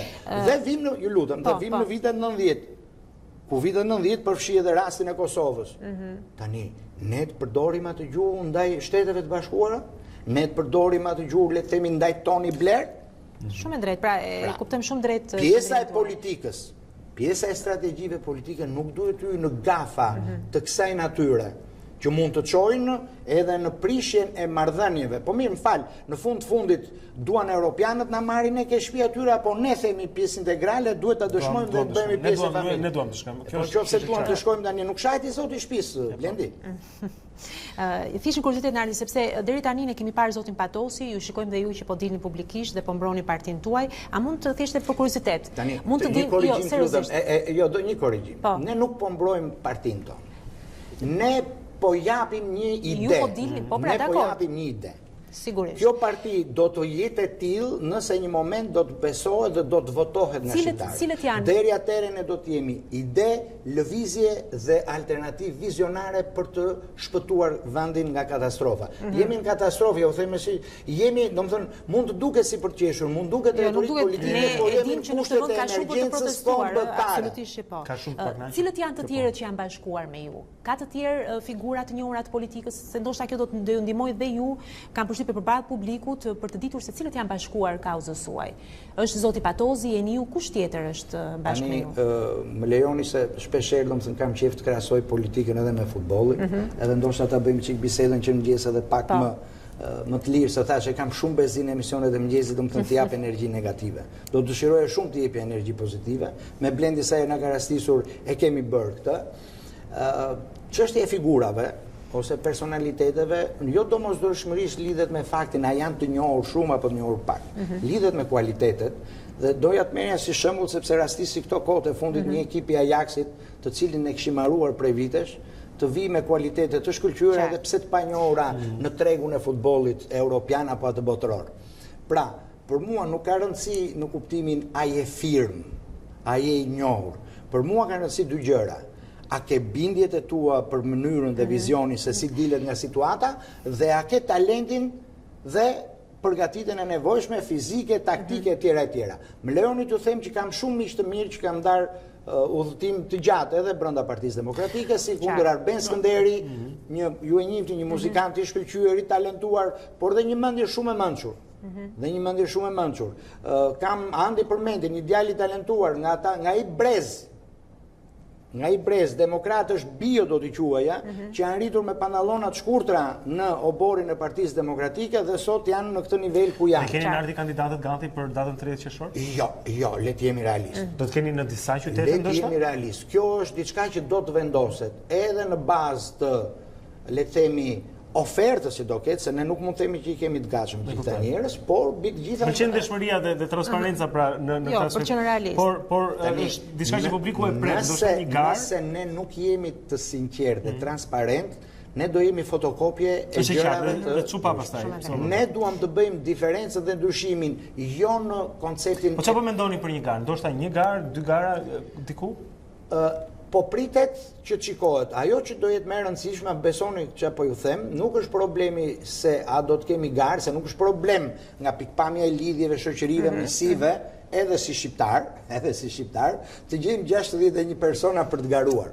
Ajo që ne duam është e para të kemi disa kritere për garuesit, e dyta këto kritere, qoftë edhe në këtë fazë fillestare, të krijimit, domethënë të strukturës partijake në kontekstin e mirë organizuar, se ne mbështetësit tanë janë aty, të vinë me një lloj akordimi dhe të plotësohet dhe kriteret që do të vendosen bashkarisht, sepse ky është, besojmë se këtu do jetë ndryshimi, kolegialiteti dhe rakordimi. Me atë çka do vinë propozime. Nardi, e fundit fare, sepse jemi në limit të kohës, do të bashkëpunoni me... Me limitet e kohës nuk kam gjithnjë problem. Do të bashkëpunoni me Partinë Demokratike, me grupin e Partisë Demokratike të kryesuar nga Rudina Hajdari? Nëse me Partinë Demokratike që ndodhet në protesti jo, po këtu? Ai grup ka deklaruar që nuk është pjesë dhe nuk mund të jenë pjesë e Partisë Demokratike. Kështu që do të bashkëpunoni me ta? Ashtu si pothuajse edhe unë, po dhe miqtë të tjerë që de facto u dëbuam nga PD-ja. Ata nuk kanë një shtëpi në serinë e PD-s. Ata janë përjashtuar, nëse do të flasim nga pikpamja statutore, është normale, kanë thyer një vendim politik. Dhe për këtë arsye ata janë deputet demokrat, po jo përfaqësues të Partisë Demokratike. Do të bashkëpunoni me ta? Do të dëshironin pa diskutim, por kjo mbetet në vullnetin e tyre. Ne kemi 2 ose 3 pjesëtarë të grupi që njëri prej tyre na ka mbështetur sepse është pjesë dhe bordit drejtues të Bindjes Demokratike, Andi Përmeti. Pastaj pjesa tjetër, Rudina ka qenë person që na kanë mbështetur që në momentet e veta, edhe si koncept, madje do të thoja në një farë mënyre me deklaratat e saj që duhen gjetur gjitha format për të hyrë në zgjedhje, sepse edhe unë këtë besoj. Ne nuk mund të rënojmë sa do të thënë i deformuar të jetë sistemi ynë, ne nuk mund të lejojmë që ta rrëzojmë edhe kushtetutën. Ju besoni se mund të hyhet në zgjedhje me Edi Ramën? Ndryshe nga PD-ja që nuk beson që mund të hyhet. Atëherë edhe një herë, problemi qëndron që hyrja në zgjedhje me Edi Ramën është pa diskutim, këtu nuk se ndajmë ndonjë mendim të ndryshëm. Është një problematik shumë e madhe. Por çështja qëndron që nëse nuk hyjmë në zgjedhje, çfarë prodhojmë?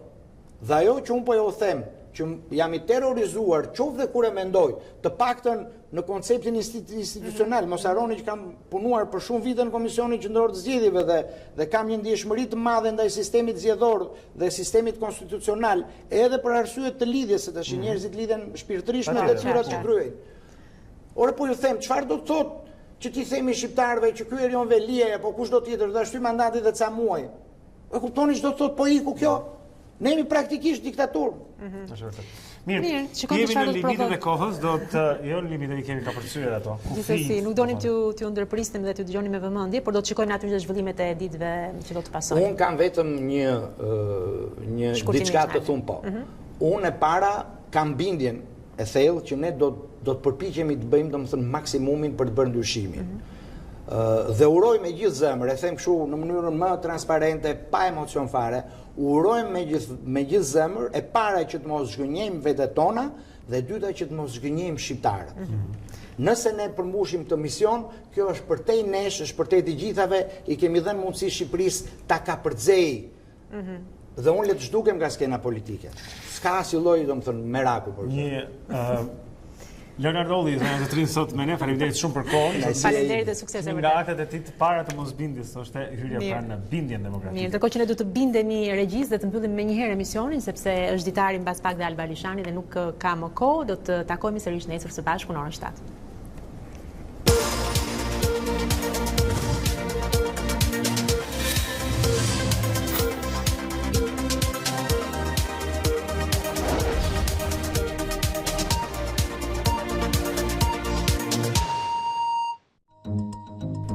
Unë jam Aurona Minga. Dhe unë jam Blendi Salej. Për të parë të gjitha videot e emisionit ton, klikoni subscribe. Regjistroni.